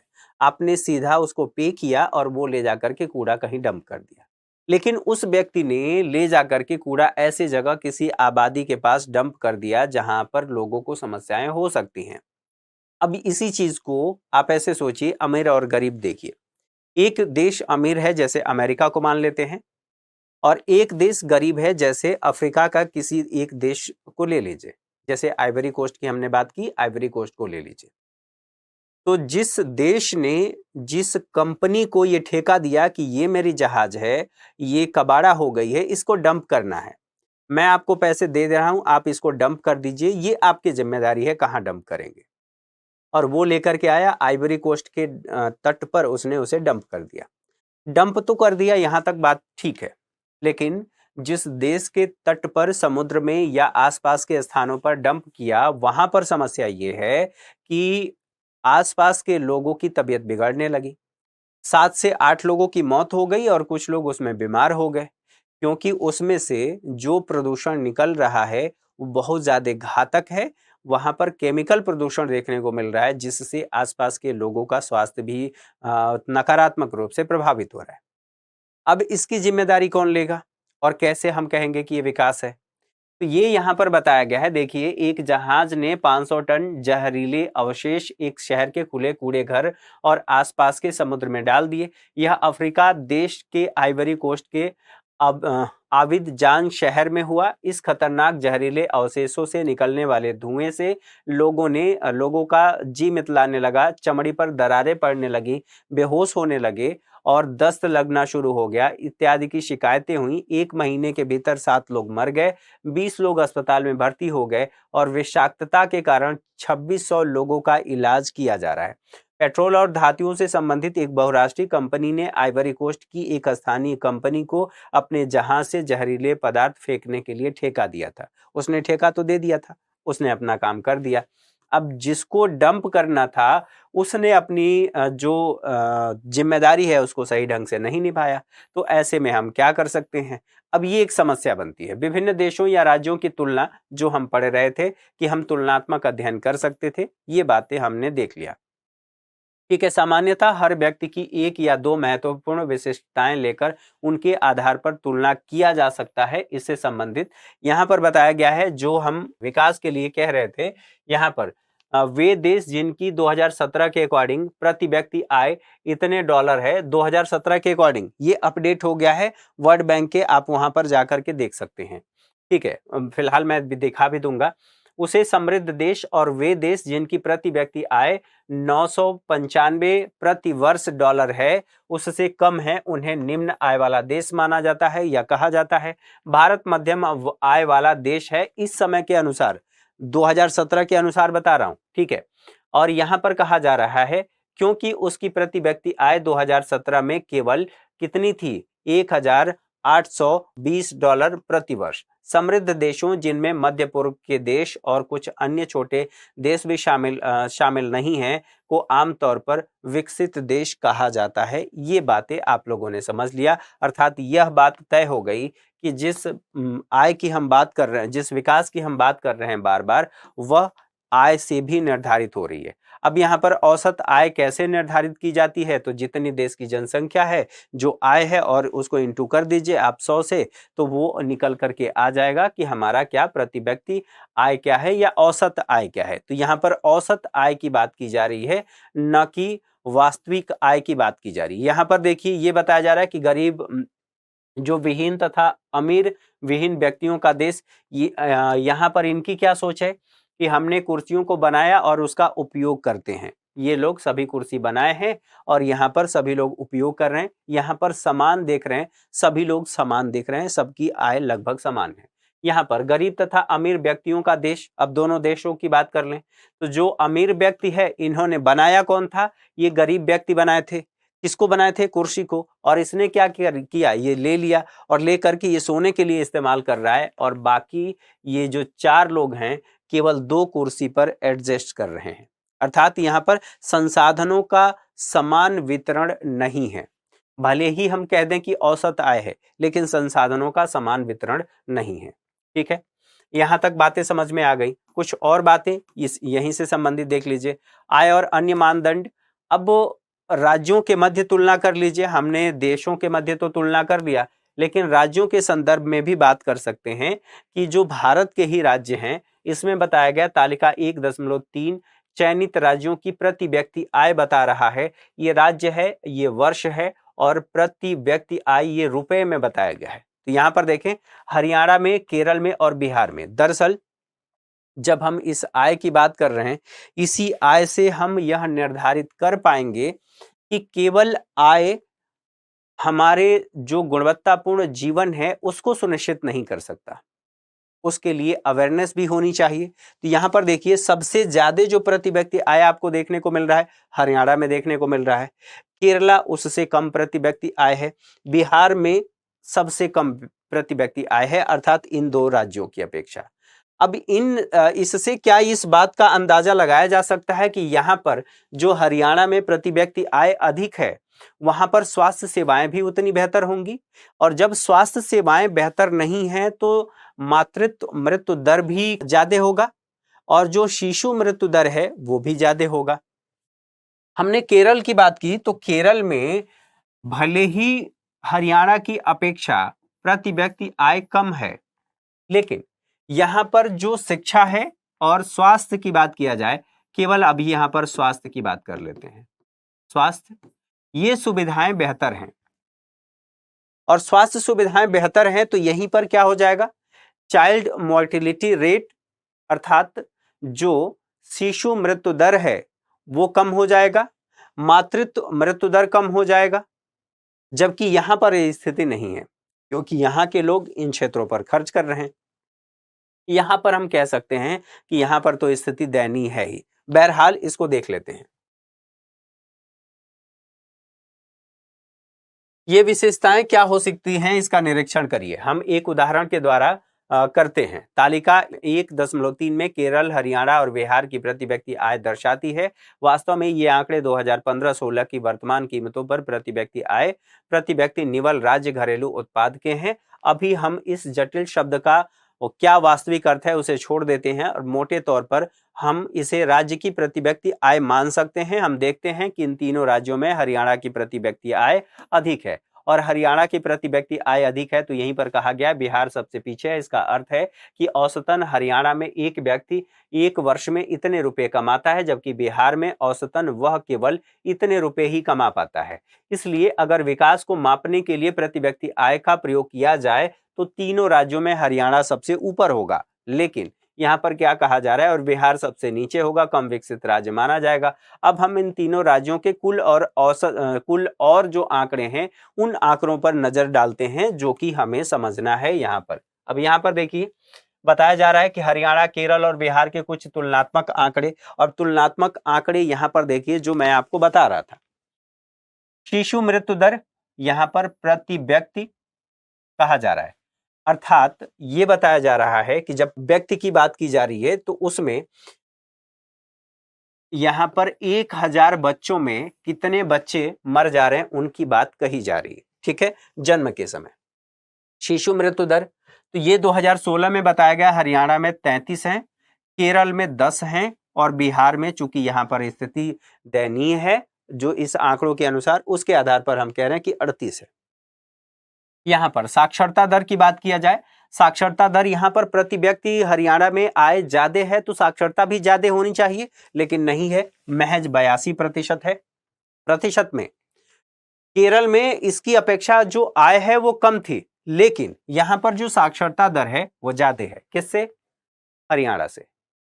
आय कम है लेकिन साक्षरता दर ज्यादा है। बिहार की बात करें, बिहार में यह देखा जा रहा है कि प्रतिशत में ये भी कम है, ठीक है, तो बिहार में कम है तो हमें कम दिखाई दे रहा है, ये ठीक बात है, मान लेते हैं। निवल उपस्थिति अनुपात प्रति 100 व्यक्तियों की बात की जा रही है। उच्चतर आयु की बात किया जाए तो 14 वर्ष से लेकर के 15 वर्ष तक की बात की जा रही है। निवल उपस्थिति कहां पर? स्कूलों में 61, ठीक है, और यहां पर देखा जा रहा है 83, और यहां पर देखा जा रहा है 43। ये कहां से आंकड़ा लिया गया है? तो भारत सरकार राष्ट्रीय नमूना सर्वेक्षण रिपोर्ट संख्या 575 में ये बातें बताई गई हैं। अर्थात एक बात तो तय हो गई कि केवल आय जो है वह विकास का मापन नहीं हो सकता, और ना ही है। यहां तक बातें क्लियर हैं? अब इन बातों को समझने के बाद अब आ जाते हैं अपने इस पर। हमने ये सारी बातें देख ली हैं, समझ ली हैं। अब बात आती है कि एक देश की आय, ठीक है, यहां पर जो एक देश की आय है, देश के सभी निवासियों की आय है, ठीक है, ये तो हमने समझ लिया। समस्या क्या है? देशों की जो जनसंख्या है वो अलग अलग है। अब देश के सभी निवासियों की आय, उसी को कह रहे हैं हम देश की आय है। हमारे सभी के आय के सम्मिलित रूप को ही तो कहा जाता है ये देश की आय है। अब समस्या ये है कि जैसे मान लीजिए भारत की बात किया जाए तो भारत इस समय विश्व की सबसे बड़ी आबादी वाला देश है। चीन को भी हम पीछे छोड़ चुके हैं, ये बात आप लोगों को पता होना चाहिए, ठीक है, अर्थात जनसंख्या के मामले में हम फर्स्ट नंबर पर हैं, ठीक है। दूसरी बात यहीं पर अन्य जो छोटे देश हैं, जैसे अमेरिका की बात कर लें, यूएसए, आबादी के मामले में यह अन्य देशों के मुकाबले कम है, लेकिन यहां पर क्षेत्रफल ज्यादा है, क्षेत्रफल ज्यादा है, और इसकी जीडीपी ज्यादा है, और जीडीपी ज्यादा होगी तो पीसीआई अर्थात पर कैपिटा इनकम भी ज्यादा होगा। तो अब हम क्या करें भैया? यहां पर समस्या यह है कि अलग अलग देशों की जो जनसंख्या है वो ज्यादा है, उनकी कुल जीडीपी कम है, तो इस हिसाब से उनकी आय भी कम दिखेगी, ठीक। दूसरी बात, तुलना इसके लिए कहा गया है, औसत आय या प्रति व्यक्ति आय के आधार पर हम ये तुलना कर लेते हैं और कहते हैं कि यह देश अमीर है या यह देश गरीब है या इसकी आय इतनी है। इसके आधार पर हम लोगों ने तुलना कर लिया। तुलना करने के साथ साथ अब यहीं पर बात आती है कि भैया ये बातें हम लोगों ने देख लिया है, इसको देख लिया है तो इसको रिपीट करने की जरूरत नहीं है। आगे बढ़ते हैं। आय और अन्य मानदंड क्या कहते हैं? तो यहां पर देखिए व्यक्तिगत आकांक्षाएं और लक्ष्य क्या क्या होती हैं।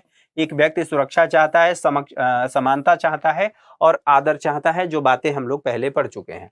आकांक्षा केवल है क्या? केवल आय है? नहीं। शिशु मृत्यु दर ये कम होना चाहिए, साक्षरता ये अधिक होनी चाहिए, निम्न उपस्थिति यह भी अधिक होनी चाहिए, और ये बातें हम यहां से देख चुके हैं, ठीक है।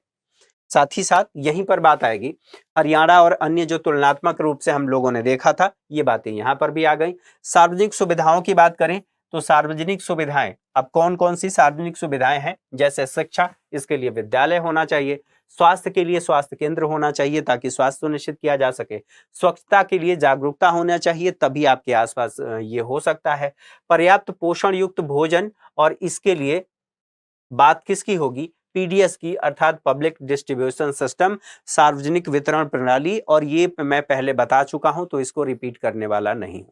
ठीक है, ये बात आपके समझ में आ गई। इससे हम इन सुविधाओं के माध्यम से हम इसे बढ़ा सकते हैं। और जो विश्व बैंक कहता है उसके आंकड़ों के अनुसार, अर्थात जो अपडेटेड आंकड़े हैं 2021 में और ये 2020 में था, उसको हम देख लेते हैं कि अलग अलग देशों के अलग अलग देशों के लिए जो उसने आय वर्ग के हिसाब से निर्धारित किया है उसको हम क्या कह रहे हैं। तो सबसे लो इनकम की तरफ से चलते हैं। सबसे कम अर्थात $1045 से प्रति वर्ष कम अगर किसी देश की इनकम है तो यहां पर माना जा रहा है कि वो क्या होगा, लोअर इनकम वाला देश होगा, जो 2020 में कितना था, केवल इतना था। यहां पर लोअर मिडिल इनकम के लिए यह निर्धारित किया गया है जो पहले 2020 में इतना था। अपर मिडिल इनकम की बात किया जाए तो इतना अगर होगा तो उसे माना जाएगा यह यूएस डॉलर में है। ठीक है, डॉलर में है। ठीक है, यहां पर ये 2020 का है। हाई इनकम वाले देश उनको माना जाएगा जो 12,695 से अधिक, ठीक है, वार्षिक क्या है, डॉलर इनकी इनकम है। और ये पहले क्या था, ये इतना निर्धारित किया गया था 2020 में। अब यहां पर देख लेते हैं कि हमने बात किया था धारणीय विकास, या आप कह सकते हैं सतत विकास। तो सतत विकास यहां पर जरूरी क्यों है, इन आंकड़ों से भी पता चल पाएगा। ये जो पिक्चर एनसीईआरटी में दी गई है आप इसे समझ सकते हैं। भारत में भूमिगत जल के बारे में बताया गया है और यहाँ पर कहा गया है हाल के प्रमाणों से पता चलता है कि देश के कई भागों में भूमिगत जल के अति उपयोग होने का गंभीर संकट है। अब स्वाभाविक सी बात है, आप लोगों ने जो पढ़ा था पहले की एनसीईआरटी में, अर्थात जो पहले की कक्षाओं में लेसन में हमने ये बताया था कि लगातार जो हरित क्रांति अर्थात ग्रीन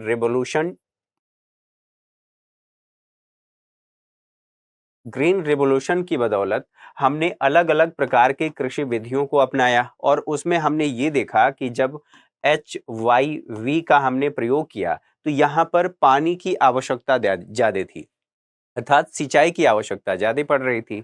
हमारे पास नहरों का इतना बड़ा जाल था नहीं, तो इस फसल को और ज्यादा बेहतर बनाने के लिए, उत्पादन सुनिश्चित करने के लिए हमने भूजल का इस्तेमाल किया। अब भूजल का इस्तेमाल जब, या ऐसे कह सकते हैं कि भूजल का अत्यधिक दोहन होने की वजह से जो वाटर टेबल है, आप यहाँ पर देखेंगे पहले पानी यहाँ पर मिल जाया करता था, अब ये जो टेबल है यहाँ पर आ गया है, अर्थात यहाँ पर पानी है इतना नीचे गया है। स्वाभाविक सी बात है, यहाँ पर समस्या है हमारे लिए पीने के पानी को लेकर के या कृषि क्षेत्र में उपयोग करने को लेकर के। तो ये कहा जा रहा है कि उन सभी शोध से पता चला है कि भारत में भी गंभीर संकट की स्थिति है। 300 जिलों से सूचना मिली है कि वहां पिछले 20 सालों में पानी के स्तर में 4 मीटर से अधिक की गिरावट आई है। अब 4 मीटर सोच सकते हैं कि कितना ज्यादा होगा। ठीक है, देश का लगभग 1/3 भूभाग भूमिगत जल भंडारों का अति उपयोग कर रहा है।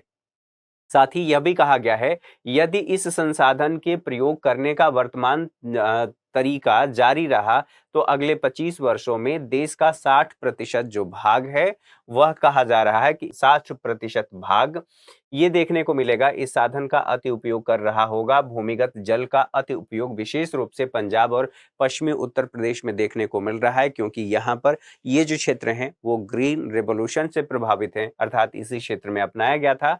साथ ही साथ कृषि की दृष्टि से समृद्ध जो क्षेत्र हैं, साथ ही साथ मध्य और दक्षिण भारत के चट्टानी पठारी क्षेत्रों, कुछ तटवर्ती क्षेत्रों और तेजी से विकसित होती शहरी बस्तियों में पाया जा रहा है। अब ये बातें आप समझ रहे हैं कि लगातार जिस तरह से हम विकास तो कर रहे हैं लेकिन धारणीय विकास हम नहीं कर रहे हैं। धारणीय विकास का मतलब ये है कि ऐसा विकास जिसे पृथ्वी धारण कर सके, अर्थात जिसको वह झेल सके, आप ऐसे कह सकते हैं बहुत आम बोलचाल की भाषा में। प्राकृतिक संसाधनों के दोहन की बात करें तो कच्चे तेल के लिए निम्न आंकड़ों को देखिए। अब ये कच्चे तेल की बात की जा रही है। कच्चा तेल क्या है? यह एक प्राकृतिक संसाधन है। प्राकृतिक संसाधन होने के साथ साथ यह गैर नवीकरणीय संसाधन है, अर्थात इसे हम दोबारा से प्राप्त नहीं कर सकते, अर्थात एक बार यूज होने के बाद यह खत्म हो जाता है। तो उसकी बात की जा रही है। मध्य पूर्व में ये देखने को मिल रहा है कि यहाँ पर जो 1000 मिलियन बैटल की बात की जा रही है, वहां पर इतना उपलब्ध है। भंडार 2017 के आंकड़ों के अनुसार बताया जा रहा है। भंडारों के चलने की अवधि की बात की जा रही है कि यह 70 वर्षों तक चल सकते हैं। तो क्या आप सोचिए कि 70 वर्ष के बाद हमारे पास ऊर्जा के संसाधन बचेंगे या हमें ऊर्जा की आवश्यकता नहीं होगी? ऐसा तो है नहीं। भले ही हम इलेक्ट्रिक व्हीकल पर अपने आप को शिफ्ट कर रहे हैं, लेकिन हमें ये ध्यान रखना होगा कि मध्य पूर्व में ये स्थिति देखी जा रही है, फिर भी ये 70 वर्ष तक चल सकता है। उसके बाद के लिए हमारे पास क्या विकल्प है, ये हमें देखना होगा। तो जरूरत है कि हम क्या करें, इस जो संसाधन है, इस संसाधन का इस तरह से इस्तेमाल करें कि हमारी जो भविष्य की पीढ़ी है उसकी आवश्यकताओं को भी पूरा किया जा सके, उनकी ज़रूरतों से हम कॉम्प्रोमाइज़ ना करें और आज की जो हमारी ज़रूरतें हैं हम उनको भी पूरा करते रहें। इसको अगर एक भाषा में कहें तो सतत विकास वह विकास है जिसमें हम अपनी वर्तमान आवश्यकताओं को पूरा इस प्रकार से करें जिससे भविष्य की पीढ़ी के लिए संसाधन बचे रहें, या भविष्य की पीढ़ी के लिए संसाधनों से समझौता किए बिना हमें विकास करना है। तो यहाँ पर अब इसी से संबंधित संयुक्त राज्य अमेरिका की बात करें तो यहाँ पर 50 है और यह कहा जा रहा है 10.5 वर्ष तक ये चल सकता है। साथ ही विश्व के अन्य क्षेत्रों की बात करें तो यहाँ पर इतना बताया गया है और यह लगभग 50.2 वर्ष तक ये टिका रह सकता है। मतलब हमारी जरूरतों की आवश्यकताओं को ये पूरा कर सकता है या हमारी जरूरतों या आवश्यकताओं को ये पूरा कर सकता है। यह तालिका कच्चे तेल के भंडार के अनुमान कॉलम 1 में बताया गया को दर्शाती है। अधिक महत्वपूर्ण यह है कि यह बताती है कि यदि कच्चे तेल का प्रयोग वर्तमान दर पर चालू रहे तो ये भंडार कितने वर्ष चलेंगे। अर्थात लगातार जो हम दोहन कर रहे हैं, इस दोहन की बदौलत हम ये देखेंगे कि हमारे पास कितने वर्ष तक चलने के लिए संसाधन रहे, अगर इतनी ही तीव्रता से उन संसाधनों का जैसे जीवाश्म ईंधन का प्रयोग हम करते रहे तो। यहां तक बातें समझ में आ गई। तो ये इससे संबंधित कुछ बातें थी। अब यहाँ पर बात ये आती है, इन सभी को देखने के बाद विकास की धारणीयता, इसकी आवश्यकता है।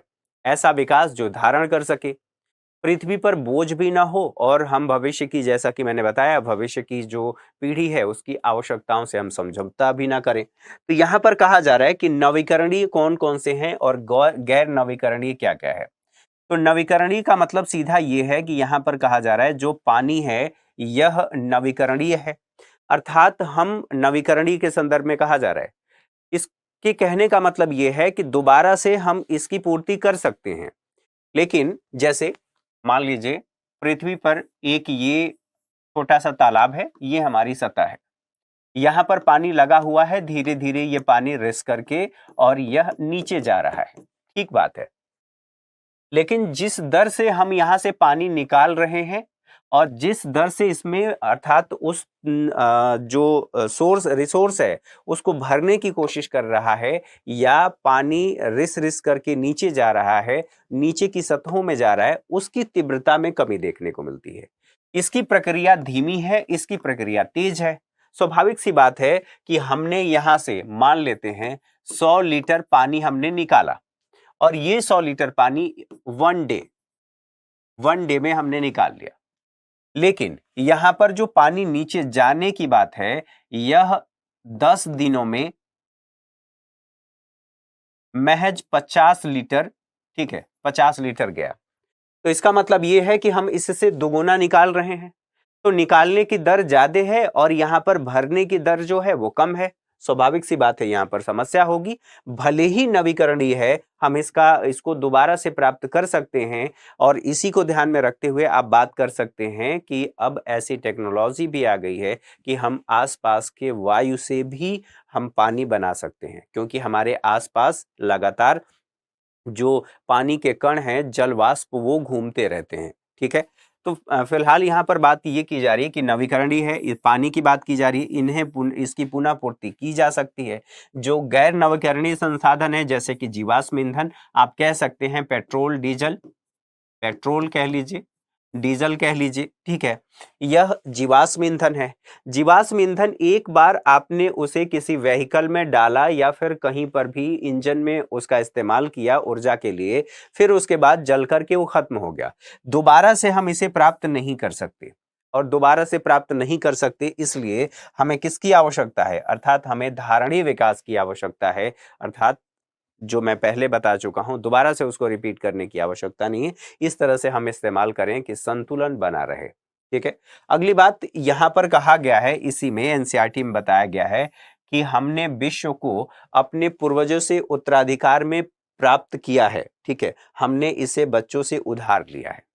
अब इस बात को समझ पा रहे हैं कि हम ये कह रहे हैं कि अपने पूर्वजों से उत्तराधिकार में प्राप्त तो किया है, ठीक बात है, लेकिन हमने इसे अपने बच्चों से उधार लिया है, जो अगली पीढ़ी है उससे उधार लिया है और उधार लेकर के हम इस्तेमाल कर रहे हैं। तो यहां पर कहा जा रहा है कि हमें ऐसा करने की आवश्यकता है, अर्थात धारणीय विकास की आवश्यकता है, जिससे जो पृथ्वी है या जो संसाधन है, पृथ्वी पर संसाधन बचे रहें और भविष्य की पीढ़ी की आवश्यकता भी पूरी होती रहे। तो इन बातों को समझने के साथ अब ये जो लेसन है आपका यहीं पर खत्म होता है। अब अगला लेसन अर्थात यहां पर बात होगी क्लास 10th और लेसन 2 की बात हो। अब जब क्लास 10th और लेसन 2 की बात कर रहे हैं तो इसमें कौन कौन सी बातें शामिल हैं, अब इसको समझ लेते हैं। ये बताता है कि अर्थव्यवस्था के क्षेत्र कौन से हैं। तो इस लेसन का नाम है भारतीय अर्थव्यवस्था के क्षेत्रक। तो यहां पर देख लेते हैं, एक बार बात कर लेते हैं इसी से संबंधित।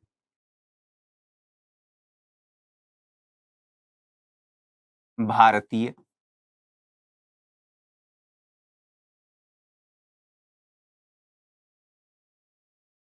अर्थव्यवस्था के क्षेत्रक। ठीक है, जब हम क्षेत्रक की बात कर रहे हैं तो इसमें आप लोगों को ध्यान रखना है कि भारतीय अर्थव्यवस्था के कितने क्षेत्रक हैं।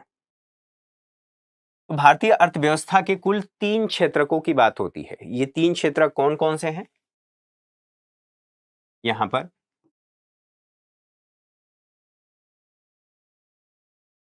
इसको कहते हैं प्राथमिक क्षेत्रक और इसको कहते हैं द्वितीयक, अर्थात इसे दूसरे भाग में द्वितीय क्षेत्रक के रूप में जाना जाता है। अब इसमें कौन सी गतिविधियां हैं उसको देख लेंगे। और तीसरा है तृतीयक क्षेत्रक।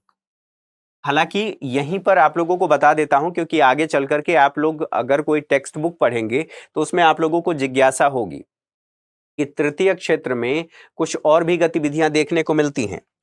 तो तृतीय क्षेत्र को हम सेवा क्षेत्र भी कहते हैं और इसलिए यहां पर आप लोगों को फोर्थ भी देखने को मिलता है और फिफ्थ भी देखने को मिलता है, अर्थात चौथा और पांचवा सेक्टर भी देखने को मिलता है, जो तृतीय सेक्टर का ही उत्कृष्ट रूप है, अर्थात उसका परिष्कृत रूप भी आप कह सकते हैं।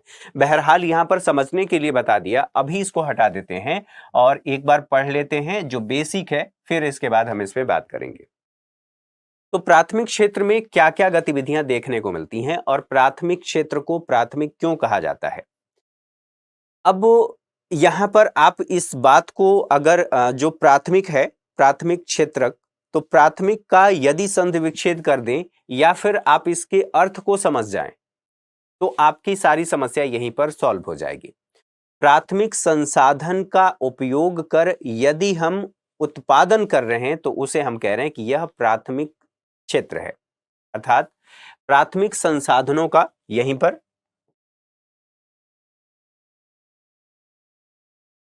इसमें दो बातें हमें देखने को मिलती हैं।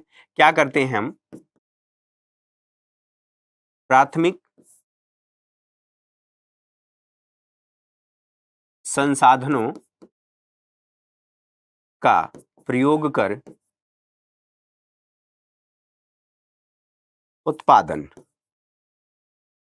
अब जैसे आप इसको ऐसे समझ सकते हैं, जैसे भूमि है, प्राथमिक संसाधन है, और उस भूमि का हमने प्रयोग करके गेहूं, चावल या फिर हमने आलू, जो कुछ भी उत्पादन करना है हमने उत्पादन कर लिया।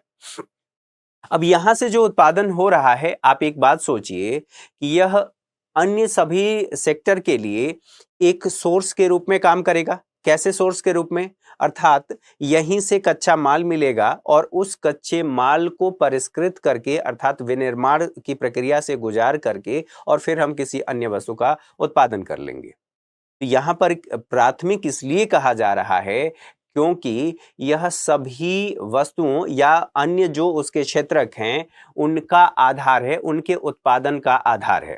ठीक है, आप ऐसे भी कह सकते हैं यह सभी उत्पादों का आधार है। तो यहां पर अगली बात होगी कि प्राथमिक सेक्टर क्यों कह रहे हैं? प्राथमिक क्यों? तो इसलिए क्योंकि यह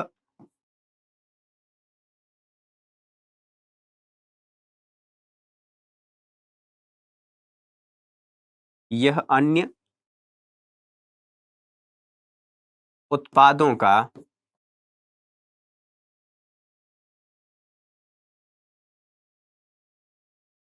आधार है। आधार क्यों है? आप ऐसे समझिए, आधार इसलिए है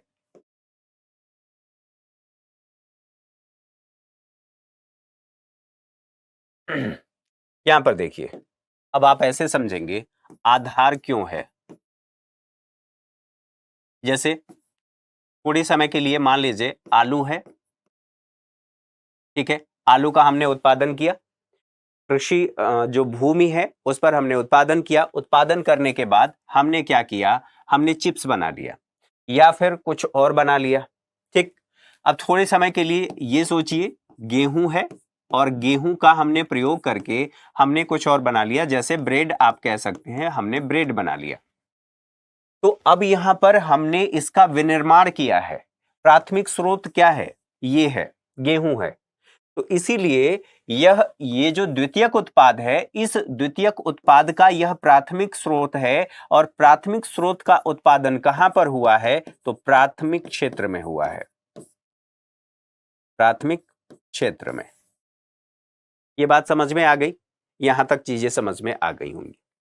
अच्छा, अब हम ये कह रहे हैं कि ठीक बात है, हम ये तो देख लिए कि प्राथमिक क्षेत्रक है और प्राथमिक क्षेत्रक में प्राथमिक संसाधनों का उत्पादन करके प्रयोग करके उत्पादन किया जाता है। प्राथमिक इसलिए कहा जा रहा है क्योंकि यह अन्य उत्पादों का आधार है, इसके बिना नहीं हो सकता। द्वितीयक क्षेत्र अगर कार्य करेगा तो किस में कार्य करेगा और किस चीज का उत्पादन करेगा और उसके लिए कौन से प्राथमिक उत्पाद का प्रयोग करेगा? तो प्राथमिक क्षेत्र इसलिए भी प्राथमिक है क्योंकि यह प्राथमिक संसाधनों का उपयोग करके उत्पादन करता है। दूसरी बात, यह सभी अन्य जो सेक्टर हैं उनके लिए आधार का काम करता है। अच्छा, अब यहीं पर बात आएगी कि द्वितीय क्षेत्र में क्या होता है? निर्मित किया जाता है। निर्मित क्या किया जाता है? विनिर्मित, निर्मित आप ऐसे भी देखिए, यहां पर क्या होता है? निर्मित किया जा रहा है। अब निर्मित क्या किया जा रहा है? तो प्राथमिक स्रोत में हमने आलू और गेहूं को तो समझ लिया, इसी में कपास भी है जो मिट्टी में उपजाया जाता है, अर्थात कृषि भूमि का प्रयोग करके जो प्राकृतिक संसाधन है उत्पादन किया जाता है। यहीं पर बात आएगी कि एक जो है कपास है, कपास, और कपास से हमने धागा बना लिया, या फिर आप ये कह सकते हैं इसका प्रयोग करके हमने कपड़ा बना लिया। तो ये क्या है? यहां पर ये प्राथमिक स्रोत है, ये द्वितीयक क्षेत्र है, द्वितीयक स्रोत है, उत्पाद है, सॉरी, क्योंकि हमने यहां पर टेक्नोलॉजी का प्रयोग करके और हमने या तो धागा बनाया और धागे से कपड़ा बना लिया। यहां पर आपने ये समझ लिया। अब दूसरी बात आती है कि ठीक है, यहां हमने कपास का उत्पादन किया, धागा बना लिया, धागा बना करके हमने कपड़ा बना लिया। अब बात आएगी कि जो तृतीय क्षेत्र है वो क्या करता है, तो यह वस्तुओं का उत्पादन नहीं करता। अब यहां पर क्या है, एक वस्तु है, यह भी एक वस्तु है, तो तृतीय क्षेत्र क्या करता है, यह वस्तुओं का उत्पादन नहीं करता बल्कि उत्पादन प्रक्रिया में सहयोग करता है या मदद करता है। जैसे अब आप समझिए इसको, इसके भी दो भाग होंगे, इसके भी दो भाग होंगे।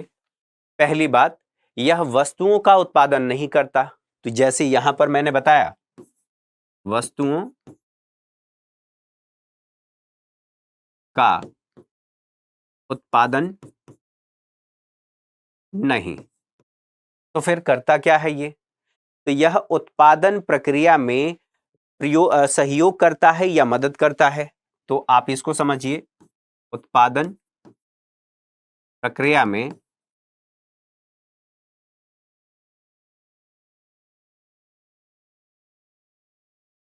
सहयोग ऑब्लिक मदद करता है।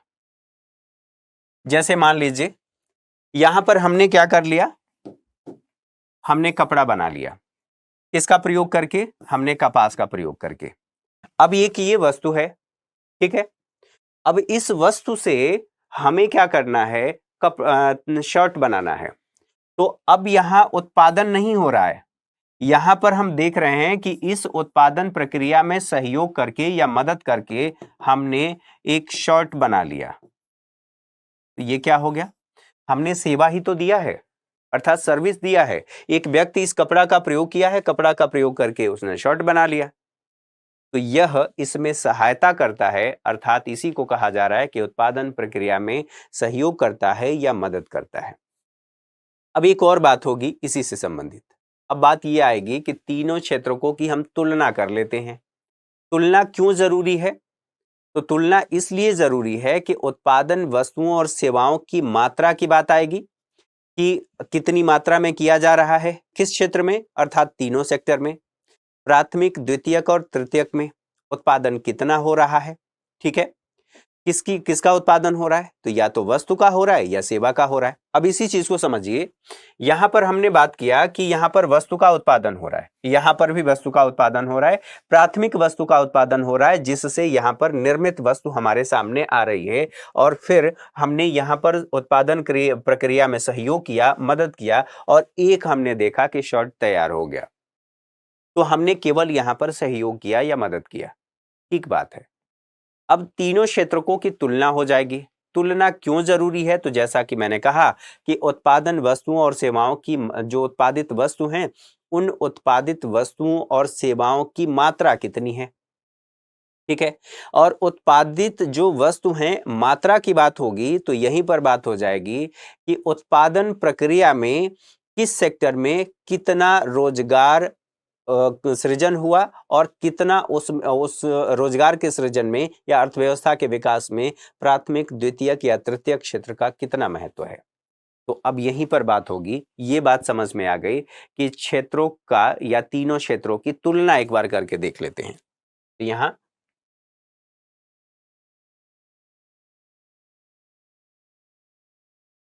तीनों क्षेत्रों की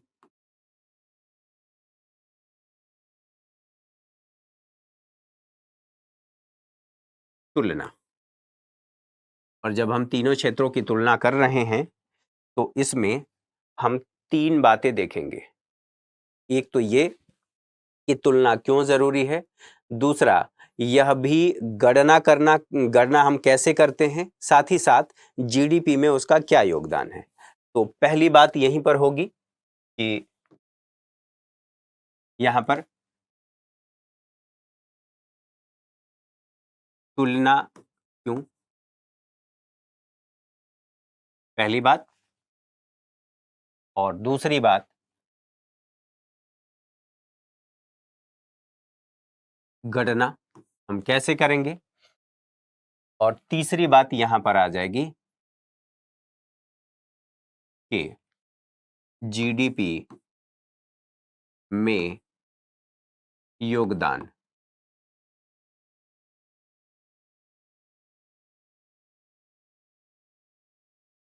जीडीपी में योगदान। अब इन तीनों बातों को एक एक करके समझ लेते हैं। जैसा कि मैंने पहले आप लोगों को कहा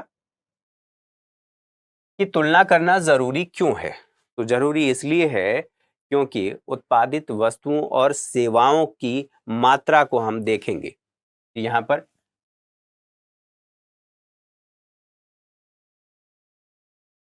उत्पादित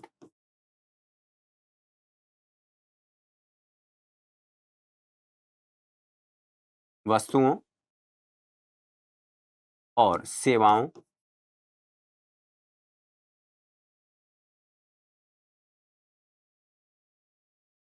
की मात्रा, ठीक है, अर्थात कितनी मात्रा में, जैसे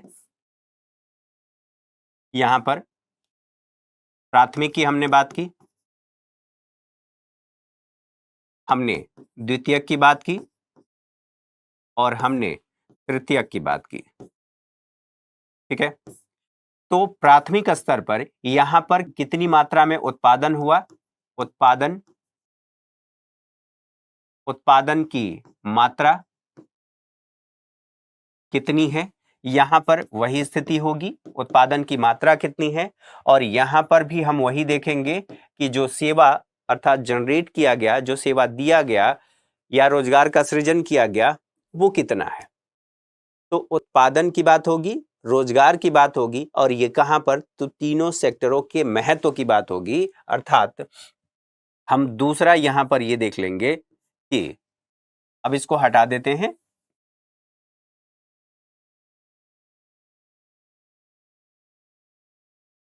तीनों क्षेत्रों में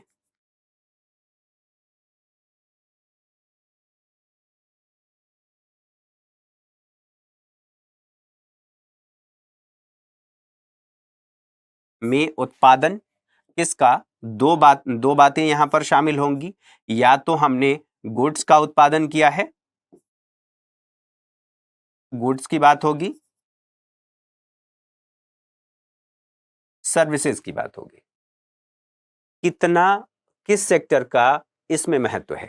अब यहीं पर जब इसकी बात हो रही है तो हम ये देखेंगे कि रोजगार कितना सृजन हुआ है।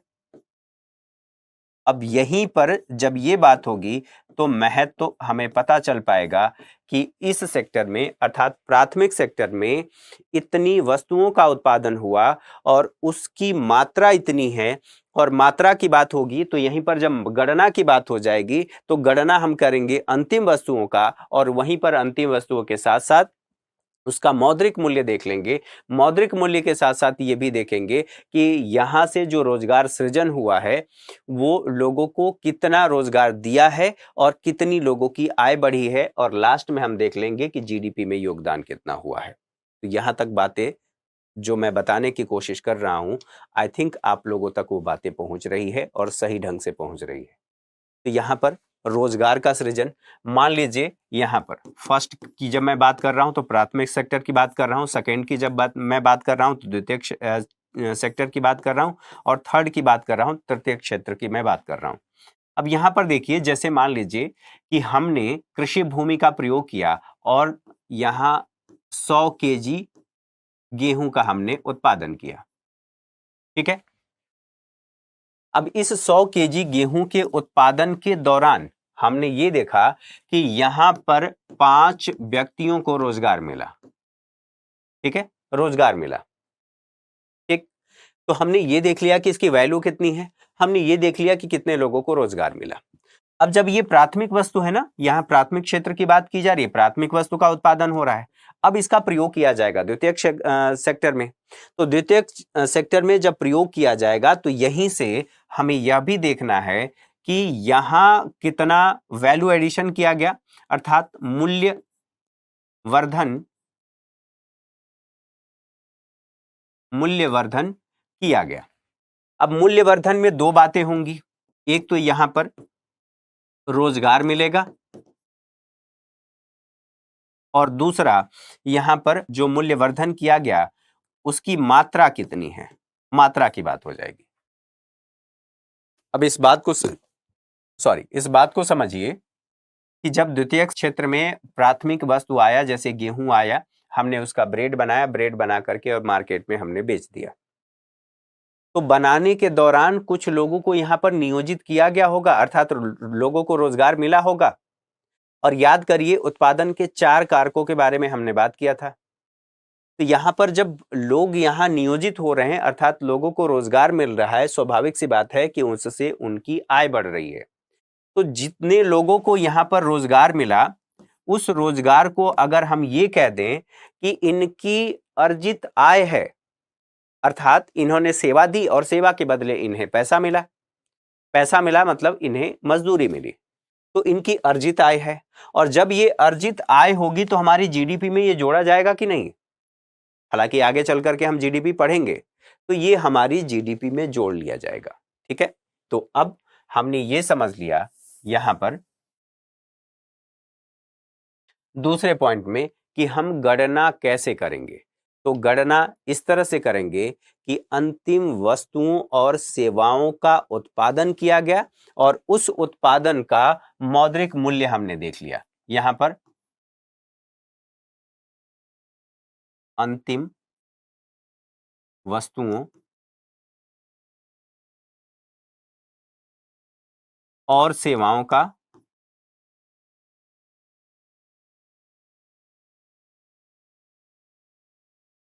उत्पादन, यही किया हमने। देखिए, जब भी आप कोई काम करते हैं, किसी ऑर्गेनाइजेशन में आप होते हैं, कहीं पर भी, तो आप 2 ही काम करते हैं।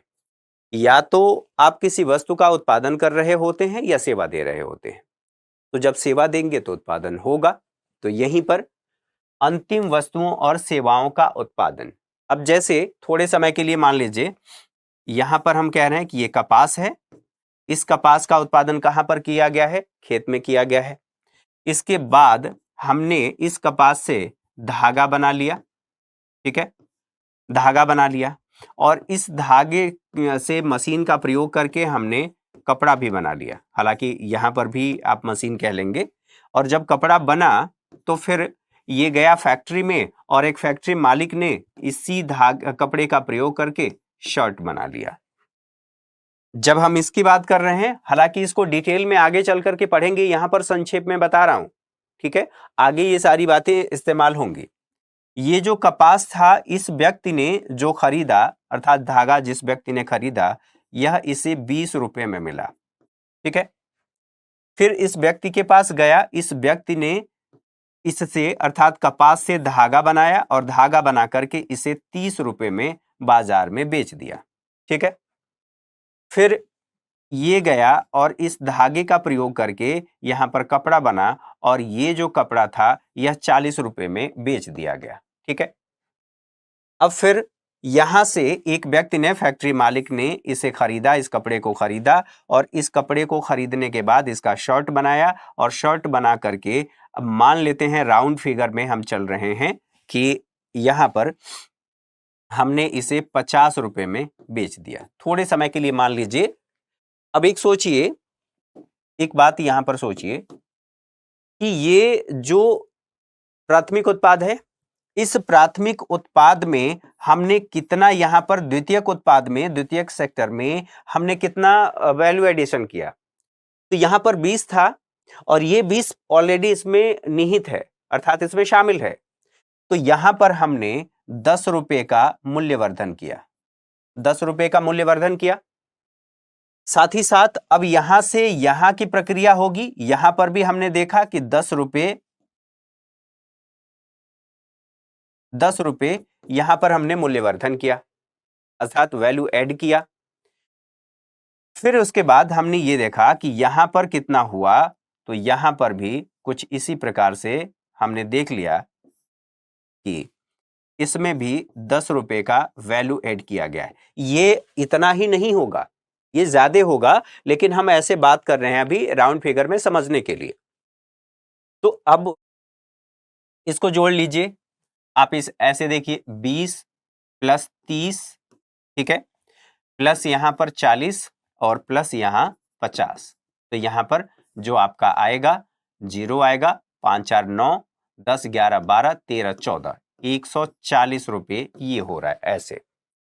लेकिन इसमें दोहराव नहीं आपको देखने को मिल रहा है। दोहराव कैसे देखने को मिल रहा है? अब ऐसे सोचिए, इसको ऐसे देखिए कि यहां पर हमने क्या किया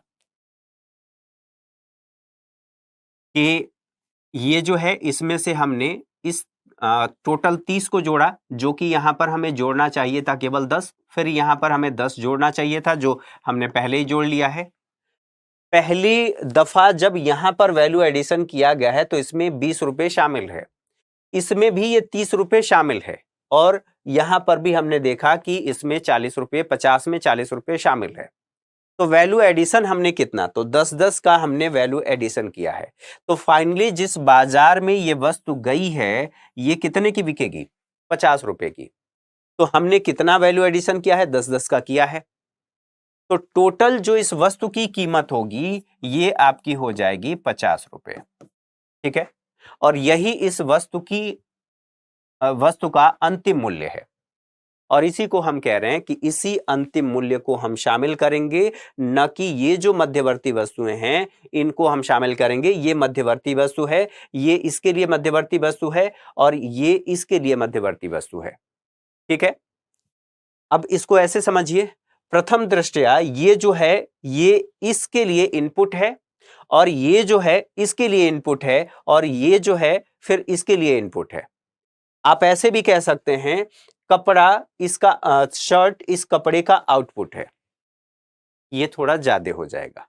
हमें सिर्फ इतना समझना है कि हमारा जो अंतिम उत्पाद हुआ है, जो वैल्यू एडिशन किया गया है, इस 20 रुपए में आप ऐसे सोचिए कि 50 माइनस 20 इक्वल टू आपका आ गया 30, अर्थात 30 रुपए का हमने वैल्यू एडिशन किया है। तो वैल्यू एडिशन करने के दौरान रोजगार भी तो मिला होगा, लोगों को रोजगार भी तो मिला होगा।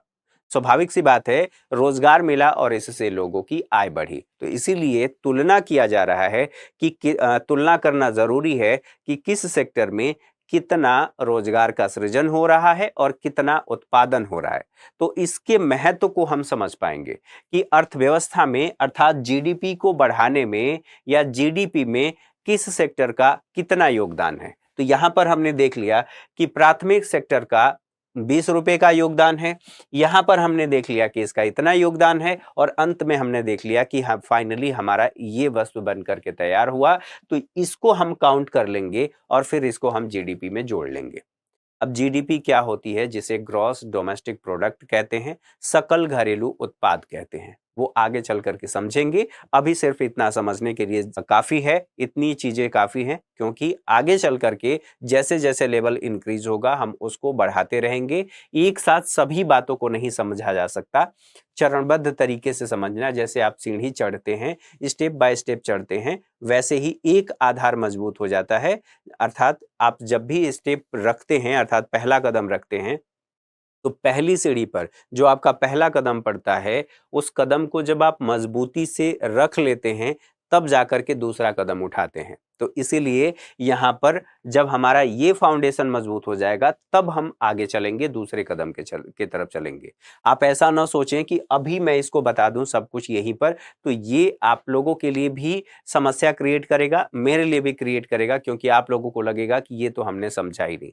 हाँ, ये बात हो सकती है कि बहुत से ऐसे बच्चे हैं जिन्हें ये सारी चीजें पता होंगी, मैं इनकार नहीं कर रहा हूं, लेकिन हमें सबको देखना है, सभी लेवल के बच्चों को देखना है, और हमें बिल्कुल बेसिक से लेकर के चलना है। अब यहां पर बात यह हो गई कि अंतिम वस्तुओं और सेवाओं का उत्पादन, और जब उत्पादन होगा तो इनका मौद्रिक मूल्य हम ले लेंगे। अब आप ये सोचिए कि ये क्या है, इसका मौद्रिक मूल्य ही तो है, अर्थात रुपए में इसका मूल्य हमने जो शर्ट है उसका आकलन कर लिया। तो यहीं पर अब इसको हटा देते हैं, और हटा करके और इसको समझ लेते हैं, और हम इसको कह रहे हैं कि यह अंतिम वस्तु का मौद्रिक मूल्य। इसका कौन सा मूल्य लेते हैं? मौद्रिक मूल्य।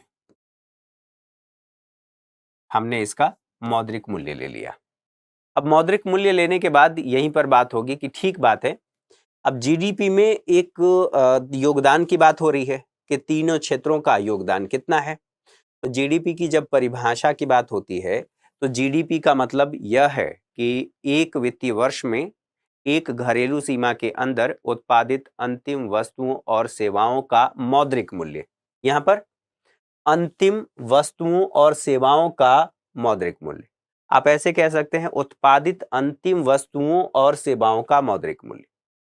तो जब हम जीडीपी की गणना करेंगे तो उसमें हम इसी को तो शामिल करेंगे, और जब इसको शामिल करेंगे तो यहां पर आपका क्या आएगा कि भैया एक विशेष वर्ष की बात होगी। किस वर्ष की जीडीपी की बात कर रहे हैं? तो किसी एक विशेष वर्ष की, एक विशेष वर्ष की, ठीक है, वर्ष की।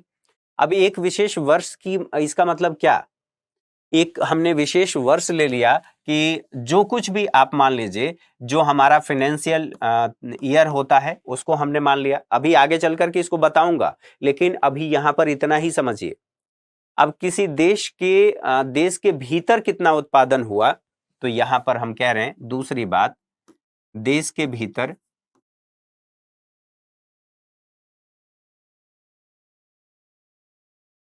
भीतर उत्पादन, और जो उत्पादन हुआ उसका मौद्रिक मूल्य हमने ले लिया। और ये मौद्रिक मूल्य कौन सा है? इसी का है। और ये मौद्रिक मूल्य किसका है? अर्थात वस्तुओं और सेवाओं का है। तो अब आप लोगों को ये बात समझ में आ गई होगी कि जब हम क्षेत्रों की तुलना कर रहे हैं तो इसलिए कर रहे हैं कि प्राथमिक क्षेत्र में कितना उत्पादन हुआ, उस उत्पादन का मूल्य क्या है, और साथ ही साथ जो रोजगार सृजित हुआ वो कितना हुआ, और उस सृजित रोजगार का मौद्रिक मूल्य क्या है, क्योंकि सेवा भी इसमें शामिल है। और दूसरी बात, यहीं पर बात आई कि गणना कैसे करेंगे। तो जब गणना की बात आई तो हमने कहा कि अंतिम वस्तुओं का हम मूल्य लेंगे, और मूल्य कैसा होगा? मौद्रिक मूल्य होगा, ठीक है। मुद्रा में हम उसका आकलन करेंगे, और फिर जब ये चीजें हो जाएंगी तो हम अंत में जोड़ लेंगे कि हमारे जीडीपी में इन सभी क्षेत्रों का कितना योगदान है। और कितना योगदान कैसे हम निकालेंगे? तो ऐसे तो हम देखेंगे तो हमारी पूरी जीडीपी में सारे वर्षों को शामिल करेंगे तो फिर समस्या हो जाएगी। तो हम ये देखेंगे कि एक विशेष वर्ष में कितना उत्पादन हुआ, कितने लोगों को रोजगार मिला, और उसका मौद्रिक मूल्य क्या है, ठीक है। और ये कहां पर हो रहा है? तो जीडीपी की बात हो रही है, तो हमारी घरेलू सीमा के अंदर हो रही है। अब घरेलू सीमा किसको कहते हैं, यह 12वीं क्लास की एनसीईआरटी में हम वहां पर पढ़ने वाले हैं, इसलिए सिर्फ यहां पर मैं बोल करके छोड़ दे रहा हूं, वहीं तक बातों को मैं रोक दे रहा हूं। अब बात होती है क्षेत्रों में, अर्थात ये जो तीनों क्षेत्र हैं इन सभी क्षेत्रों में ऐतिहासिक बदलाव हमें क्या देखने को मिले हैं। तो विकास की जो प्रारंभिक अवस्था की बात करते हैं, अर्थात जब आप पूरे भारतीय अर्थव्यवस्था की बात करते हैं तो उसमें भारतीय अर्थव्यवस्था में विकास की अवस्था की बात करते हैं, क्या ये प्रारंभिक अवस्था में है या द्वितीयक अवस्था में है। महत्वपूर्ण क्षेत्रकों की भी बात होगी, और प्राथमिक जो क्षेत्र है इसका योगदान कितना रहा है और इसमें कितना परिवर्तन आया है, हम ये भी देखेंगे। अच्छा, जब इसके दूसरे पहलू की बात होगी तो 100 वर्ष बाद इसमें विनिर्माण क्षेत्र में कितना विकास हुआ है और उसके कारकों के बारे में बात करेंगे। साथ ही साथ यहां पर उत्पादन और रोजगार के दृष्टि से यह कितना महत्वपूर्ण है, हम ये भी देखेंगे। साथ ही साथ हम यह भी बात कर लेंगे कि जो 100 वर्षों में जो अगला है, अर्थात इसी कड़ी में 100 वर्षों में सेवा क्षेत्र कितना महत्वपूर्ण योगदान दिया है और ये हमारे लिए क्यों महत्वपूर्ण है। सामान्यतः हम देखेंगे कि जो हमारा विकसित क्षेत्र रहा है, हमने ये देखा कि हमारा सेवा क्षेत्र ज्यादा मजबूत है अन्य दो क्षेत्रों की अपेक्षा। अन्य दो क्षेत्र कौन? तो प्राथमिक और द्वितीयक। अब इसी में हम अगली क्लास में एक एक करके सबकी फोटो देख लेंगे और ये देख लेंगे कि जो प्राथमिक क्षेत्र है, द्वितीयक क्षेत्र है और तृतीयक क्षेत्र है, इसमें कौन कौन सी गतिविधियां शामिल हैं। तो आज के सेशन में यहीं तक हम बात करेंगे। अगले सेशन में इससे आगे बढ़ेंगे और उसको देखेंगे, अर्थात जो क्लास 10th की एनसीईआरटी है, लेसन 2 है, उसको हम विस्तार से और आगे समझेंगे।